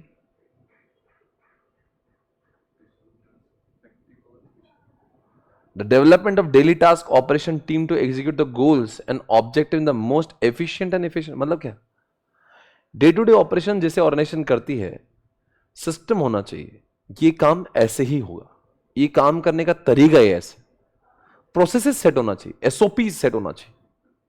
SOP समझता है, मतलब ये काम ऐसा होना चाहिए, वो काम ऐसा होना चाहिए, उसमें कोई हेरा फेरी नहीं होना चाहिए। तो 3 बातें कौन सी? Strategy, structure, system. यानी आपकी पहले तो स्ट्रैटेजी अच्छी होना चाहिए। जैसे रिलायंस की स्ट्रैटेजी अच्छी है कि वो हॉटस्टार को ले रहा है, रिलायंस की स्ट्रैटेजी है कि वो जियो पे काम किया। उनकी स्ट्रैटेजी सही कि उन्होंने अपने बेटे के विवाह को एक वो कर दिया, स्ट्रैटेजी है वो, ताकि उनको किसको पॉपुलर बनाना है, वो गुजरात के एक गांव को, जामनगर को फेमस करना है, क्योंकि जामनगर में उनकी खेती बहुत है, तो उसको न्यूयॉर्क बनाना है उनको। स्ट्रैटेजी सही है, पर सिर्फ सही स्ट्रैटेजी नहीं होगा, उनको लोग चाहिए, लोग, स्ट्रक्चर चाहिए। ऐसे कैसे, ऐसी शादी थोड़ी ना होगी एक दिन में। और तीसरी बात, जो भी आप बड़ा काम कर रहे हो तो उसका सफल तभी होगा जब उसकी एसओपीज है, सिस्टम से उसके साथ में लगी हो। उसके साथ साथ में ये तीनों तो अच्छे होना ही चाहिए, पर आपकी ऑर्गेनाइजेशन का एक वैल्यू होना चाहिए, वैल्यू सिस्टम। जैसे रतन टाटा का वैल्यू सिस्टम है, आपके वैल्यूज सही होना चाहिए ताकि लोगों का भरोसा आप जीते। अरे अपन पढ़े थे ना रतन टाटा का वैल्यूज, कि हम लोग हमेशा अकाउंटेबल रहेंगे, रिस्पॉन्सिबल रहेंगे, एथिकल रहेंगे, उस तरह से वैल्यूज भी अच्छे होना चाहिए। अगर वैल्यू अच्छे, यानी कि सफल बनने के लिए अच्छी स्ट्रैटेजी चाहिए, स्ट्रक्चर चाहिए, सफल बनने के लिए आपके सिस्टम अच्छे चाहिए, सफल बनने के लिए वैल्यूज अच्छे चाहिए, सफल बनने के लिए लीडरशिप का स्टाइल अच्छा चाहिए, लीडर का स्टाइल अच्छा होना चाहिए। कोई भी कंपनी का जो सक्सेस है वो लीडर के बगैर थोड़ी ना हो सकता। कभी कभी स्ट्रक्चर सही है ऑर्गेनाइजेशन का, स्ट्रैटेजी भी सही है, पर लीडर राहुल गांधी है। स्ट्रैटेजी सही है, स्ट्रक्चर भी सही है, लीडर पे भी तो निर्भर करता है ना, लीडर कौन है। बिकॉज अक्सर इन्फोसिस को लोग नहीं जानते, नारायण मूर्ति को जानते, टाटा को नहीं जानते, रतन टाटा को जानते। तो लीडरशिप का style, how it influences the, क्या लिखा है, strategy decision of the organisation, ये भी तो बहुत इंपॉर्टेंट है। It also revolves around the people, motivation and organisations delivery of goods. तो आपको समझा, लीडरशिप की स्टाइल अच्छी होना चाहिए, लीडर बहुत जागरूक चाहिए, लीडर इलॉन मस्क जैसे, लीडर मुकेश अंबानी जैसा चाहिए, मतलब जो खुद भी काम करे, एथिकल रहे, सोचे अच्छा, बिकॉज स्ट्रैटेजी तो उसके दिमाग से निकलती है, स्ट्रैटेजी से ऑर्गेनाइजेशन चलती है, पर स्ट्रैटेजी किसका बेबी होता है, लीडर का बेबी होता है। स्टाफ, ये तो बहुत इंपॉर्टेंट है, स्टाफ है, इसके पर तो काम नहीं चलेगा, अच्छे लोग चाहिए साथ में। स्ट्रक्चर हायरार्की बराबर लगा दी, पर हायरार्की के अंदर सब भ्रष्टाचारी लोग हैं। स्ट्रक्चर मतलब क्या, आपके top level, middle level, bottom level, department, division सब सही है, हायरार्की सब सही है, स्ट्रक्चर सही है, पर उस ढांचे के अंदर लोग खराब गए, भ्रष्टाचारी गए, जो अनएथिकली वो चले गए, जो काम चुकार लोग चले गए, जो एफिशिएंट नहीं वो चले गए। स्टाफ टैलेंटेड चाहिए। जैसे एप्पल के इसमें कितने टैलेंटेड लोग हैं, एप्पल के क्या फोन बनाते हैं, कोई सोचता नहीं वैसे फोन बन जाते, इसका मतलब टैलेंटेड लोग का पूल होना चाहिए। चैट जीपीटी टैलेंटेड लोग का पूल है। और लास्ट में स्किल, द कोर कॉम्पिटेंसी और the key skills of the employ play a vital role in the defining the organisation. यानी यार ये तो अलग चीज है, कोर कॉम्पिटेंसी यानी कि कुछ ऐसे यूनिक क्वालिटीज होना चाहिए ऑर्गेनाइजेशन के सक्सेस में जो लोगों को डिफिकल्ट टू कॉपी हो जाए। मतलब कोई भी ऑर्गेनाइजेशन का सक्सेस डिपेंड करता है वहां पे कोई यूनिकनेस है क्या नहीं। अगर वो भी प्रोडक्ट वही बना रही जो दूसरे बना रहे, तो इसको सफलता क्यों मिलेगी? तो क्या होना चाहिए? Uniqueness, unique skills, skill set ही यूनिक होना चाहिए।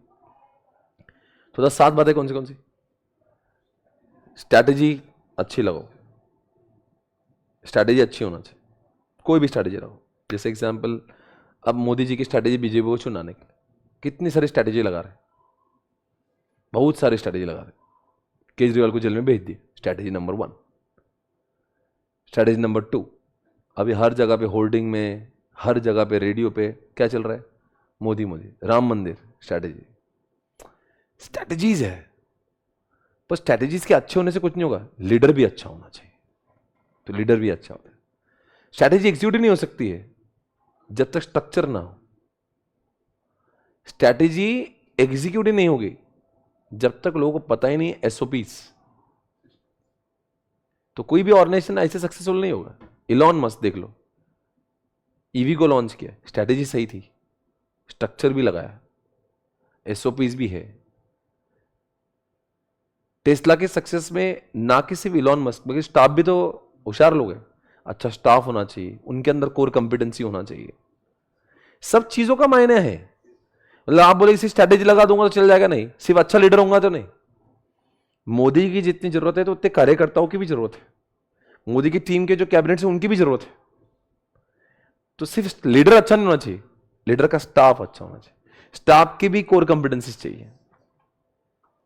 तो कोई भी सफल ऑर्गेनाइजेशन को जब हम देखते हैं आज, तो उनमें 7 पॉइंट्स आपको मिलेंगे।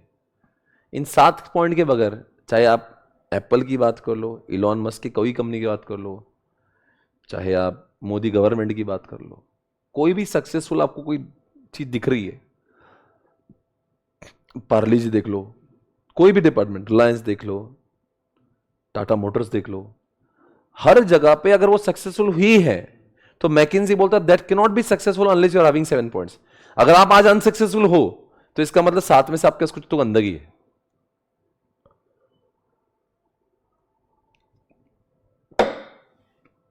बोलो क्या बोला मैंने? To make any organisation successful you should have at least 7S, and if you don't have this 7S you can't be. तो 3 हार्ड कौन से? System, structure, strategy. 4 सॉफ्ट कौन से? एक ऐसे कहते हैं कि आपका शेयर्ड वैल्यूज अच्छा होना चाहिए, लीडरशिप का स्टाइल अच्छा होना चाहिए, स्टाफ अच्छा होना चाहिए, और स्टाफ के अंदर कोर कंपिटेंसी होना चाहिए, यानी कि उनकी स्किल अच्छी होना चाहिए। स्किल ऐसी होना चाहिए जो कोर कंपिटेंसी, जैसे कि एप्पल के लोगों की कोर कंपिटेंसी, समझ गए? तो इस 7 ऐसे मैकिन्जी के, आई थिंक आपको कॉन्सेप्ट समझ में आ गया होगा। ये नहीं कि इनका रहना, इनका मतलब ऑप्शन ही नहीं है। एक बार आपकी ऑर्गेनाइजेशन इनके बगैर चल सकती है, इनमें से कोई एक आधा पॉइंट चले गया तो चल सकता। जैसे एक लीडर मर गया, मुकेश अंबानी कल के नहीं रहे, तो ऐसा नहीं कि रिलायंस मर जाएगी, क्योंकि रिलायंस की स्ट्रैटेजीज, स्ट्रक्चर, सिस्टम बड़ा सही है।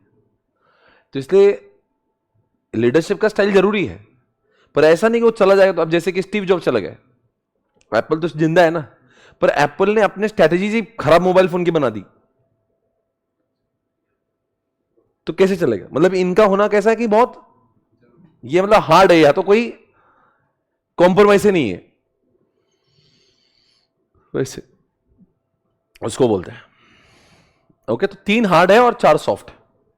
3 हार्ड कौन से? Strategy, structure, system. फिर बाद में लीडरशिप का स्टाइल, शेयर्ड विजन, स्किल और स्टाफ, ठीक है ना? And the last question from this chapter and from the syllabus also, कौन सा है हमारा भी? और डिजिटल ट्रांसफॉर्मेशन था ना एक, वो किया है कि हमारा बाकी है? बाकी है ना, ठीक है। पेज नंबर 51 पे मैं आपको समझाता हूं what is the meaning of digital transformation. धंधा नहीं बदलने का, धंधे करने के तरीके बदलने के। There are so many organisation जिन्होंने टेक्नोलॉजी आने के बावजूद भी अपना चेंज नहीं करवाया, they became outdated. Let's take an example of banking. पूरी तरह से बैंकिंग व्यवस्थाओं का नक्शा चेंज हो चुका है। पहले भी विड्रॉ डिपॉजिट बैंक से करते थे, आज भी करते हैं। पहले बैंक जाके करना पड़ता था, आज मोबाइल से, जीपे से भी कर लेते हैं। धंधा नहीं बदला, बैंकों ने अपने अंदर डिजिटल ट्रांसफॉर्मेशन लेकर आ गए। पहले भी मूवीज चलती थी बॉलीवुड की थिएटर जाके, आज अपने मोबाइल पे दिखती ओटीटी से। डिजिटल ट्रांसफॉर्मेशन लेकर आया। पहले मूवीज में एक्टिंग करने के लिए सारी चीजों का सेटअप होता था, आज एआई से काम चलने लगा। बड़े बड़े मूवी के शूट भी एआई कर लेते हैं, कम खर्चे में एआई में अच्छी मूवीज बनने लगी। क्या हुआ है? डिजिटल ट्रांसफॉर्मेशन हुआ है। पहले रास्तों के टोल जो थे वो खड़े रह के चुकाना पड़ते थे, आज गडकरी के जमाने में आप देख रहे फास्टैग जैसी चीजें आ गई। डिजिटल ट्रांसफॉर्मेशन, ये ऑनलाइन क्लासेस जो चल रही है, क्या है ये? डिजिटल ट्रांसफॉर्मेशन हुआ है। और अगर ये डिजिटल ट्रांसफॉर्मेशन हो गया और मैंने उसको अपनाया नहीं, I am going to become outdated because I am not adopting those changes. बोलते सफलता का राज है डिजिटल ट्रांसफॉर्म। आज अस्पताल में देखो, इतनी सारी टेक्नोलॉजी भरी है अस्पताल में, उनके पैसे खत्म हो रहे टेक्नोलॉजी नहीं, इतनी टेक्नोलॉजी। आजकल नी ऑपरेशन भी रोबोट कर लेता है, बड़े बड़े ऑपरेशन रोबोट कर ले रहे अस्पताल में रोबोट से। आजकल क्या हुआ, डिजिटल क्रांति आ चुकी है। And if you don't adopt, आप बोलेगे मैं नहीं करना चाहता, तो तुम मत करो, लोग कर रहे हैं। People are finding efficient ways of doing same thing, they are finding more accurate ways of doing things. क्यों डॉक्टर्स नी को ऑपरेशन नहीं करते, कर सकते हैं, पर रोबोट बहुत एक्यूरेट करता है, तो रोबोट को करने दो ना, फिर क्यों करें हम लोग उस तरह से। इसको बोलते हैं डिजिटल ट्रांसफॉर्मेशन। कॉन्सेप्ट समझ में आ रहा है? क्या लिखा है? स्ट्रैटेजिक चेंज थ्रू, हाँ चेंज तो करना है, पर किसके थ्रू? ऊपर हमने क्या बोला, if you don't change yourself you will become outdated. देखिए Nokia, Kodak, HMT watches, Ambassador, इन्होंने चेंज नहीं किया, दे बिकेम। पर आप क्या बोल रहे हैं, अभी तो हमें धंधा वही करना है, पर धंधे करने के तरीके बदलना है by using digital concept, by using digital transformation. You getting this? क्या लिखा है यहां पे?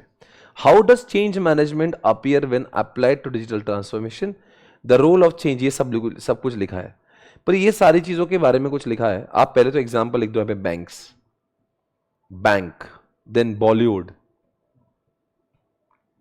देन ये ऑनलाइन क्लासेस, देन अपनी फास्टैग वाली बात करेंगे, क्या बोलते हैं हाईवेज पे फास्टैग आता है, अस्पताल की बात की, पूरी तरह से डिजिटल। अभी मैंने तो 5 एग्जांपल, तुम 50। अभी जोमेटो क्या है? Digital transformation.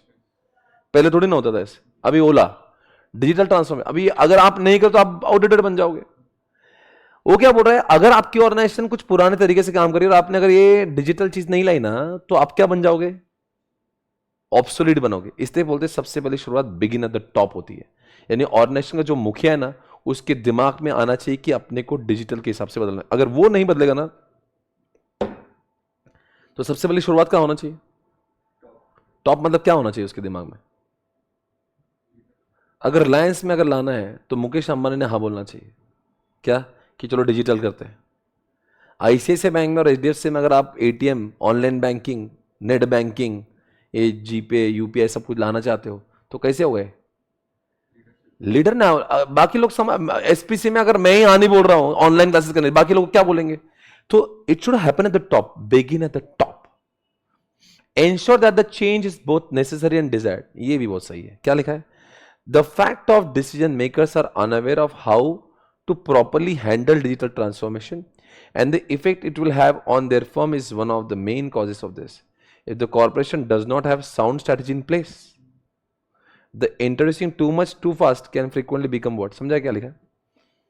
कभी कभी होता है, देखो आपने कभी गवर्नमेंट की वेबसाइट को देखा होगा डाउन होते हुए, आप क्या बोलते हो 6 महीने के अंदर नया GST का वेबसाइट आ जाएगा। अरे वो बोलो जो प्रैक्टिकल है। कभी कभी टू मच करने से भी प्रॉब्लम हो जाती है। डिजिटल ट्रांसफॉर्मेशन पॉसिबल है अगर टॉप लेवल पे शुरुआत होती है, और धीरे धीरे खाओ, एक साथ मत खाओ, हल्लू हल्लू जाओ, बिकॉज लोगों को एक तो अडॉप्ट नहीं होता बहुत सारी चीजें। Reduce disruption, it is possible to reduce workload. क्या लिखा है? ये 5 पॉइंट लिखे हैं। ये सारी जो देखो क्या लिखा है, स्ट्रैटेजिक चेंज लिखा है, the 5 best practices for managing change. Change लाओ, सुनो, पुराने तरीकों से नए तरीकों को लाओ, प्रॉब्लम नहीं है। धंधा नहीं बदलेंगे, तरीके बदलेंगे। एडॉप्टेड एक्सेप्टेड, क्या बदलेंगे? तरीके बदलेंगे। पर वो क्या बोल रहा है, इफ आपने क्या किया, if you changing your way of doing thing, जैसे SPC में मैंने लाइव स्ट्रीमिंग लेक्चर्स को लेकर आया, या पेन ड्राइव गूगल ड्राइव चल रही है, बच्चा आप घर पे पढ़ रहा है, ये सब लाओ। शुरुआत मुझसे होना चाहिए। दूसरी बात, पहले लाइव स्ट्रीमिंग को लाओ, फिर गूगल ड्राइव लाओ, फिर पेन ड्राइव, हल्लो हल्लो जाओ, फेज वाइज। Point number 2। तीसरी बात, चौथी बात पढ़ता है एक साथ, एनकरेज कम्युनिकेशन। और 5वां पढ़ता है, recognise that the change is the norm not the exception. अब ये एनकरेज कम्युनिकेशन क्या है? देखो जब नई चीज आएगी ना, बैंक में एक बार टेक्नोलॉजी आई थी नई, क्या आया था? ATM आया था। पता है क्या हुआ? लोग धरने पे बैठ गए थे, आंटियों ने आंदोलन किए थे। जो बैंक की आंटियां होती ना, they felt they are going to become jobless, क्योंकि सारे पैसे अब कहां से विड्रॉ हो जाएंगे? तो उनको लगा यार अपना तो जॉब ही चला जाएगा, अपन तो कहीं नहीं रहेंगे, कुछ कमाई नहीं रहेगी। आपको ऐसे लाना नहीं पड़ता। It should not be a surprise, it should be planned, people should be informed, people should be communicated कि आपकी जॉब नहीं जाएंगी, इससे भी आपके लिए सपोर्ट है। अब जैसे एआई लेकर आए, अरे यार अब क्या होगा, जॉब चला जाएगा, सब लोग मोर्चे का, ऐसा नहीं। इट शुड नॉट बिकम हंगामा, it should be subtle, people should be communicated. भाई ऐसा नहीं जस्ट हेल्पिंग टूल है। कंप्यूटर भी एक जमाने में आता, लोग लगता कंप्यूटर आएगा अब जॉब चले जाए, ऐसा नहीं हुआ। कंप्यूटर भी है, लोग भी है। आपको लोगों को ठीक से वही तो लिखा, कम्युनिकेशन ठीक करो, encourage communication, create channel so that the workers may contact you with the queries and complaints, encourage departmental collaboration to propagate ideas innovation. लोगों से बात करो, उनसे भी पूछो कि और क्या अच्छा आ सकता है, उनको डराओ मत आप। लास्ट में recognize that the change is the norm not the exception, change readiness may be defined as the ability to, क्या लिखा है, continuously initiate and respond to change in a ways that create advantage, minimize risk and sustain performance. In order to keep up with the customers, businesses must also adopt what their, क्या बोल क्या रहा है, change readiness may be defined as the ability to continuously initiate and respond to change in a ways that they create advantage, minimize risk, sustain performance.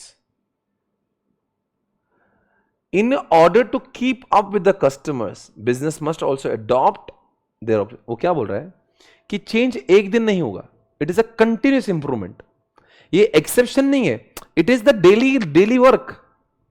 जैसे organisation रोज अपन marketing करते, रोज cell करते, technology का adoption भी continuous होना चाहिए, क्योंकि नया नया कुछ ना कुछ दुनिया में। अभी एआई कभी तक था नहीं, अब देखो एक साल से कितना लोग एआई बस क्रिएट हो गया चैट जीपीटी के बाद में। अब क्या हो रहा है, इसका मतलब आपकी जो टेक्नोलॉजी उसको भी रोज बार बार क्या करना पड़ेगा, आपको ढूंढना पड़ेगा कैसे आप नए नए एडवांटेज क्रिएट कर सकते हो, कैसे अपनी रिस्क कम कर सकते हो और कैसे अपना परफॉर्मेंस सस्टेन कर सकते हो। यहां पे लिखा है ना, एबिलिटी टू कंटिन्यूअसली इनिशिएट, यानी कि ये चीज एक दिन की नहीं है। डिजिटल ट्रांसफॉर्मेशन आपके लिए रेगुलर काम है। अब तीसरा पॉइंट पढ़ते जो हमने अब तक नहीं पढ़ा, reduce disruption. It is possible to reduce workplace disruption by getting the word out early and preparing for the some interruption, giving staff members the knowledge and tools they need to adjust to change, creating an environment that encourages transformation or change, empowering. अब वो क्या बोल रहा है पता क्या, सुनो जरा मेरी बात। तीसरे और चौथे पॉइंट में लगभग सेम ही। तीसरे पॉइंट में क्या हो रहा है कि लोगों के साथ में तुम बात करो, लोगों को डराओ मत, बार बार क्या करो, डिस्टर्ब मत करो। रिड्यूस डिस्ट्रप्शन है ना कि टेक्नोलॉजी आके ऑर्गेनाइजेशन में किसको ना पुरानी रही ना नहीं रही, ऐसा नहीं होना चाहिए। लोगों को बताओ, लोग बैंक में भी पैसे विड्रॉ करने के लिए आएंगे, एटीएम पे रहेंगे। धीरे धीरे धीरे धीरे धीरे लोगों को वो दिमाग में डालो। क्या लिखा है देखो, getting the word out early, यानी कि लोगों को पहले से सूचित करो ऐसा आने वाला है। Giving staff members the knowledge and tools they need to, यानी उनको बताओ कि अब तुम्हारा क्या काम, क्या रोल चेंज होगा। अगर मान लीजिए एसपीसी के फैकल्टीज को मैं क्या है, भाई देखो अब तुम्हारे सामने कैमरा लगने वाला है, घबराओ मत, तुम बोर्ड पे नहीं पढ़ सकते, तुम्हें लैपटॉप पे पढ़ाना पड़ेगा। मुझे ये सारी चीजों का उनको पहले से एकदम से कल बैच चलो रहा, अगर आज ही बोल दे तो वो घबरा जाएंगे, ये क्या हो गया, ये क्या कैमरा लगा दिया हमारे सामने। ऐसा पहली बार हुआ था ना, कैमरा लगा दिया सामने, फैकल्टी थोड़ा सा नर्वस हो जाता है ना कैमरे के सामने। तो करो सारी चीजें, चेंज को कोई वो प्रॉब्लम नहीं है, but people should be mentally prepared for it. Early stage पे बोलो। empowering change agents to provide context, clarify for changes such as project managers or team leaders, ensuring that the IT department is informed of the changes। मतलब क्या करो भाई, आप मुझे बताओ 3 और 4 में क्या फर्क है। बोलते हैं ऐसे technology should not be no surprise, it should be planned, धीरे धीरे करके सबको बता के लाओ। और उसमें भी क्या करो चौथे पॉइंट में कि लोगों को अगर डर लग रहा है तो उनको प्रेशर मत करो, दे शुड बी एनकरेज। बोलो भाई अगर ये ला रहे हम सोच रहे, आपका क्या बोलना है, आपको कुछ प्रॉब्लम है क्या, तुम बोलो, तुम्हारे कोई डाउट होंगे तो। People should be encourage to talk. अगर उनको लग रहा है कुछ समस्या तो उनको अपना ओपिनियन रखने का मौका दो, उनको डराओ मत कि तुमको फॉलो करना ही पड़े। भाई तुम बोलो ना क्या डर लग रहा है, नहीं मत बोलो, सिर्फ बोलो तो सही क्या दिक्कत है। कुछ तुम्हारे भी अपने ओपिनियन होंगे, तुम्हें भी लगता हो ये इंप्रूवमेंट होना चाहिए, तुम बोलो। यानी कम्युनिकेशन टेक्नोलॉजी के साथ में बहुत होना चाहिए। तीसरे में क्या लिख रहा है कि लोगों को सरप्राइज मत दो, हल्लो हल्लो लाओ। चौथे में क्या बोल रहा है, लोगों के ऊपर बर्डन मत करो, उनको भी बोलने का मौका, उनको भी इन्वॉल्व करो डिसीजन में, कम्युनिकेशन पूरा अच्छा रखो। बताओ हमने क्या पढ़ा वैसे, डिजिटल ट्रांसफॉर्मेशन करना है ना तो करो, पर लोग बहुत सारे डिजिटल ट्रांसफॉर्मेशन करते पर हो नहीं पाता। तो अगर उसको सक्सेसफुली करना है तो इन 5 बातों को फॉलो करो। कौन सा? टॉप से शुरुआत करो, कम्युनिकेशन अच्छा रखो। तीसरे में लिखा डिस्ट्रप्शन नहीं होना चाहिए, इसका मतलब सरप्राइज मत दो, पहले से एडवांस दो, सबको बताओ। और 5वें पॉइंट में क्या लिखा है? It should be continuous improvement. ये एक दिन का नहीं है, बार बार आपको करना पड़ेगा। और पॉइंट नंबर 2 में क्या लिखा है? यहां पे लिखा था ना, यहां पे क्या लिखा था कि ensure that the change is the both necessary, यानी कि धीरे धीरे लाओ, एक साथ में लाओगे तो सब खत्म हो जाएगा। यहां पे लिखा था ना, देखो थोड़े ओले ओले लाओ। Properly handle digital and the effects it will be there from one of the main causes if the corporation does not have a sound strategy in place, introducing too much too fast, नहीं कि too much too fast मत करो, लाओ भाई सब लाओ, पर लोगों को धीरे धीरे खाने दो।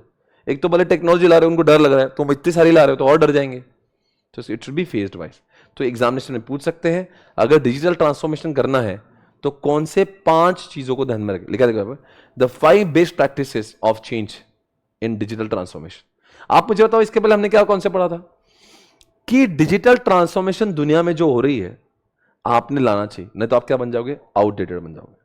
पर इसका मतलब नहीं कि आपने लोगों का देख के आज ही पूरा ठोक दिया, ऐसा नहीं होगा। आपको एचडीएफसी बैंक ने लाया, इसका मतलब आईसीआईसीआई बैंक भी अपना पूरा एक साथ लाएगा, ऐसा नहीं होगा। लाओ, पर इन 5 चीजों को फॉलो करो। इसी के अंदर एक क्वेश्चन है, how to manage change during digital transformation.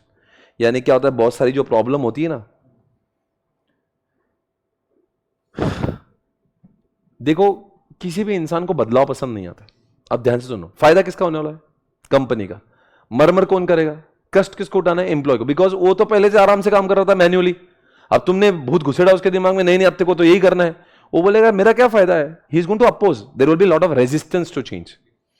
इसलिए बोलता है इन चेंज को हैंडल करना बहुत मुश्किल है, इसलिए इन चीजों को फॉलो करो। Specify the digital transformation AIIMS and objective. Always communicate. Be ready for resistance. Implement changes gradually. Offer assistance and training. आपको पता नहीं, ऊपर वाले क्वेश्चन जैसा ही लगभग क्वेश्चन है। ऊपर वाले ने क्या पूछा था? अगर आप ये डिजिटल ट्रांसफॉर्मेशन ला रहे हो तो किन 5, देखो यहां लिखा है 5 प्रैक्टिसेस को लाना चाहिए। अब वो बोल रहा है कि एनी ऑर्गेनाइजेशन में find the work of digital transformation challenging, यानी बहुत चैलेंजेस आएंगे। भाई मैं बोल रहा हूं ना, बैंक वाले 6 महीने तक बजाज कंपनी में ईआरपी लाया, अकाउंट डिपार्टमेंट 6 महीने के लिए धरने पे बैठ गया। 6 महीने।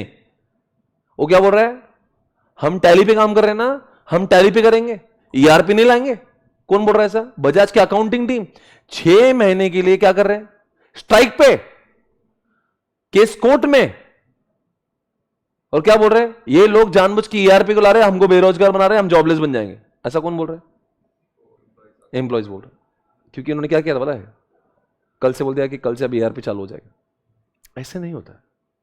आप लाओ ईआरपी, सब लाओ, take them into the confidence. इसलिए बोलता है ऑलवेज कम्युनिकेट। अरे बच्चों को ये तो बोलो, तेरे को सीए में डाल रहे तो उसका माइंड प्रिपेयर करना पड़ता 10 स्टैंडर्ड से। 12th हो गया, बोले जा सीए की क्लास करने, अरे उसको वो दिमाग में नहीं, उसको पता नहीं, तुम कल से ऐसे थोड़ा ना इम्पोज मत करो, करो कम्युनिकेट करो। उसके बाद में be ready for the resistance. मतलब क्या? लोग उसको इजीली एक्सेप्ट करेंगे नहीं, लोग बहुत सारे अपोज करेंगे। आपको मेंटली प्रिपेयर, यानी company should be mentally prepared for the opposition. क्यों बताओ बोला? वो टैली चल रहा था, आपने लाया ईआरपी का नया, वो बोलेगा यार मेरे दादाजी ने टैली यूज किया, मैंने टैली यूज किया, मेरे पापा ने टैली यूज किया, अब क्या तुम नया ईआरपी क्यों? टैली तो मैं नींद में भी चला सकता हूं, ईआरपी क्यों यूज करूं मैं? I don't want to use ERP system, ये बड़ा ही प्रॉब्लम वाला सिस्टम है। There will be lot of people to oppose it. तो क्या करना पड़ेगा? You should be mentally ready, company should be mentally ready. क्या अरे प्रॉब्लम हो सकता है। इंप्लीमेंट चेंज ग्रेजुअली, वही बोल रहा है इंप्लीमेंट करो, पर कैसे करो? ग्रेजुअली, मतलब धीरे धीरे, एक साथ मत करो यार। वो जो झेपरानी लोगों को समझ नहीं आ रहा, तुम बोल रहे यही कल से आएगा, अरे भाई वो करेगा एक एक चीज स्टेप बाय स्टेप। आप बोल रहे एटीएम भी इसी साल आएगा, ऑनलाइन बैंकिंग भी इसी साल आएगा, यूपीआई भी इसी साल आ जाएगा, अरे भाई नेट बैंकिंग, अरे भाई कम ऑन, लाओ। ये समझने के पहले तुम नया लेके आ रहे हो। ऑफर असिस्टेंस, यानी कि लोगों को बोला डरो मत। अब देखो, मान लो आपने क्या लाया, फैक्ट्री में वो लाया, ऑटोमेशन लाया, या चैट जीपीटी यूज करो कल से ऑफिस में, या ईआरपी यूज करो कल से। लोग क्या बोलेंगे? साहब मैं यूज करूंगा पर मुझे आता नहीं। आप बोलो साहब डरो मत, कल से ट्रेनिंग हम देंगे ना। डिजिटल ट्रांसफॉर्मेशन, लोगों को डर तो मुझे नहीं आया, तो अरे भाई उनको बोलो ट्रेनिंग देंगे, लिखा है असिस्टेंस दो, ट्रेनिंग दो, वरना लोग वैसे ही बौखलाए हैं। कल से क्या बोलेंगे, ये नई चीज लाई हमको समझ में नहीं आ रही, तो आपको लोगों को ट्रेनिंग भी देना पड़ेगी। और सबसे फर्स्ट पॉइंट क्या, specify the digital transformation AIIMS. और सबसे पहले बताओ लोगों को ये क्यों लाया जा रहा है, उनको बोलो ये तुम्हारे लिए लाया जा रहा है। जो तुम रात को 10-10 बजे तक काम करते हो ना टैली पे, ये ईआरपी के बाद में 6 बजे खत्म हो जाएगा। आपको ये बोलो कि आप जो रेस एक दिन में जो 10,000 बैग निकालते हैं ना, इसके वजह से 50,000 बैग निकालो। और जो कंटेंट क्रिएटर जो बोलना चैट जीपीटी का इस्तेमाल करो, जो काम 10 घंटे में हो रहा है ना, वो 1-1, 2-2 घंटे में चैट जीपीटी पे हो रहा है। तो उनको बोलना ये चीजें इसलिए ला रहे हैं, आपका ही काम से हो रहा है, इसलिए नहीं कि आपको निकाल लिया जा रहा है। उनको आपको एक ब्रॉडर पिक्चर बता, नहीं तो लोग आपको हेट करने लगेंगे, कोई काम पे सब धरने पे चल जाएंगे, लोग बोलेंगे स्ट्राइक पे जाएंगे आवाज। उनको कम्युनिकेट करो, उनको एम समझाओ इस तरह से। बताओ क्या क्या हुआ, समझ में आया कॉन्सेप्ट? हाँ बोलो कौन सी 5 बातें, ये जो डिजिटल ट्रांसफॉर्मेशन के से आपको जो मुसीबतें आने वाली है, अगर वो हटाना चाहते हो, आप उसको अवॉइड करना चाहते हो, सबसे पहले क्या करना चाहिए, उन लोगों को पहले एम बताओ। जो भी करोगे हल्लो हल्लो करो, ग्रेजुअली इंप्लीमेंट करो, कम्युनिकेट करो, हमेशा कम्युनिकेट करो। उनको बोलो कि नया है, मुश्किल है, हम आपको ट्रेनिंग देंगे, असिस्टेंस देंगे। और लास्ट में एक पॉइंट लिखा है यहाँ पे कि you should be ready for resistance. लोग उसको खुशी खुशी अपनाएंगे नहीं, बिकॉज उनका कुछ फायदा नहीं हो रहा है। फायदा किसका हो रहा है, कंपनी का। और आप जुल्म किस पे कर रहे हैं, एम्प्लॉय। तो employ is going to resist, तो उनको थोड़ा समझाना पड़ेगा, उनको कॉन्फिडेंस पे लेना पड़ेगा। आप जब भी डिजिटल ट्रांसफॉर्मेशन आएगा ना भैया, आप ऑनलाइन क्लास का एग्जाम्पल ले लो, बैंक का एग्जाम्पल ले लो, ऑटोमेशन का ले लो, ओटीटी का ले लो, ये जो जो क्रांति आई है ना दुनिया में डिजिटल, ये सब, इन सबको लगाना अच्छी बात है, जरूरी बहुत है, पर लोग उसको इजीली एक्सेप्ट नहीं करते, इसलिए ये क्वेश्चन बनाया हुआ है। Right, I think you understood this concept, very easy it is, right. तो अपना शायद से ये डिजिटल ट्रांसफॉर्मेशन का कॉन्सेप्ट भी हमारा खत्म हो गया। Understood everyone? अभी एक कही तो हमारे कॉन्सेप्ट बचा था जिसका नाम था KSF की, मैं अभी पता नहीं कौन से चैप्टर में, मैं आपको सिर्फ कॉन्सेप्ट बता रहा हूं, बहुत इजी है वो। की सक्सेस फैक्टर, चैप्टर 2 या 1 में आ गई, तो बता रहा हूं इसे ओरली। कोई भी बिजनेस को सक्सेसफुल बनाने के लिए कुछ चीजों का होना बहुत जरूरी है। की सक्सेस, आजकल के बाइक इंडस्ट्री को अगर देखते हो आप, मतलब कोई अगर आप अपनी बाइक चालू करोगे कंपनी, तो उस बाइक में क्या होना चाहिए, क्या होगा तो बाइक बिकेगी, या क्या होगा तो कार बिकेगी।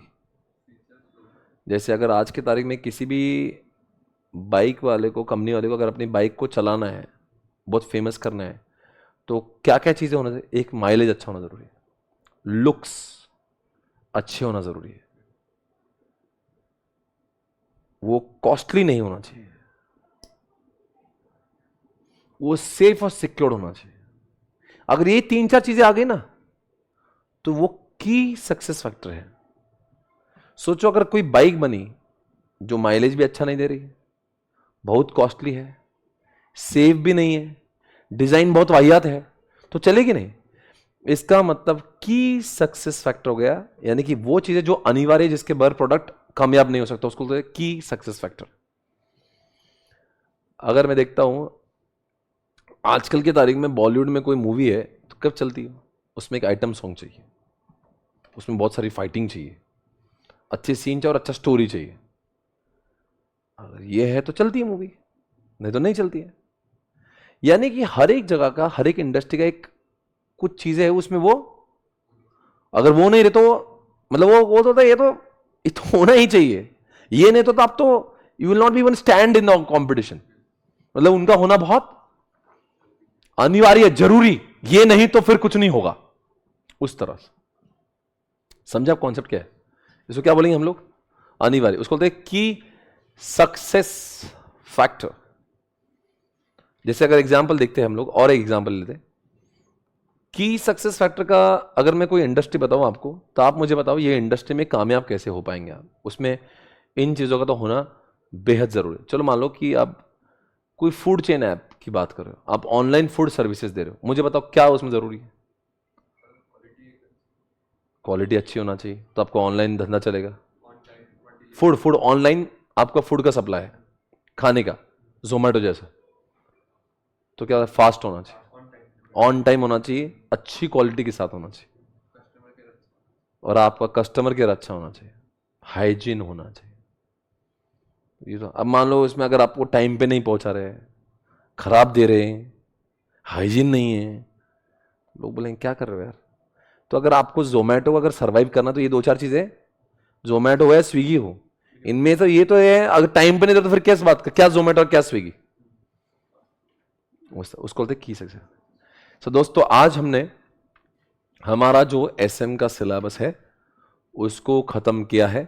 आई थिंक ये पूरा के पूरा सिलेबस जिसके सारे इंपॉर्टेंट कॉन्सेप्ट हमने आज खत्म किए हैं। Done guys, the syllabus of FM SM fast track is over today. I wish you all good luck. मेरा नंबर है 8669661234। जरूर अपने फीडबैक दीजिएगा। जो हमने एसएम में पढ़ा है, ट्रस्ट में ये कम से कम समय में हमने जो पढ़ा है ना, ये जस्ट ऑसम है। बिलीव करो, ये जो नोट्स आपके पास है वो बेस्ट नोट्स है। इसके बाद आपको क्या करना है, you just have to focus on ये सब पढ़ना है। और आपके लिए होमवर्क वाली जो चीज़ें हैं आपको जो खुद से करना है, पेपर तो मैं आपको दे रहा हूँ 10 तारीख के दिन, आज की 2 तारीख है, 10 तारीख से मैं 3 पेपर अपलोड करूंगा, 2 एफएम के 2 एसएम के 50-50 मार्क के, और एक 100 मार्क का एफएम एसएम अपलोड करूंगा, वो आपको देना है।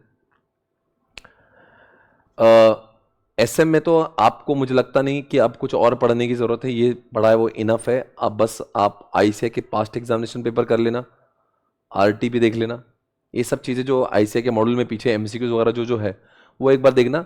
पर प्रैक्टिस कैसे करना है, एक चैप्टर पढ़ लिया उसका सब करो, and I am very sure आपको सब कुछ बहुत ईजी लगेगा। You don't have to worry at all, because हमने जो किया वो बहुत किया हुआ है। ओके, सो क्या बोल रहा था मैं कि आपको आईसीआई के मॉड्यूल के पीछे जो वहाँ पे एमसीक्यू का उन्होंने जो डेटा दिया हुआ है, या मैंने भी आपको एक क्वेश्चन बैंक दिया हुआ है, एक क्वेश्चन बैंक मैंने आपको दिया हुआ है, वो क्वेश्चन बैंक से आप सब कुछ कर लेना बराबर से। आई थिंक क्वेश्चन बैंक तो मैंने दिया है ना आपको, एक छोटी सी बुक है जो क्वेश्चन बैंक की दी मैंने आपको, दी है ना, उससे आपको पूरा अंदाजा आ जाएगा कि किस टाइप के क्वेश्चन एग्जामिनेशन में पूछे जाते हैं।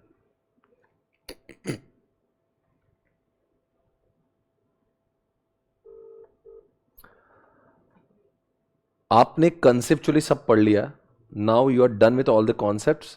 बट मेरा आपको इतना ही कहना है कि पास्ट एग्जामिनेशन पेपर, आरटीपीस और जो एमसीक्यू क्वेश्चन जो मॉडल के लास्ट में दिए होते हैं, फास्ट ट्रैक के बैच को तुमने क्वेश्चन बैंक दिया है क्या?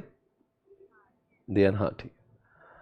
तो क्वेश्चन बैंक दिया, वो क्वेश्चन बैंक पढ़ लेना है, तो इससे आपको समझ आएगा what kind of question they are going to ask in the examination. हमने सिलेबस को पूरा जो समाप्त किया है,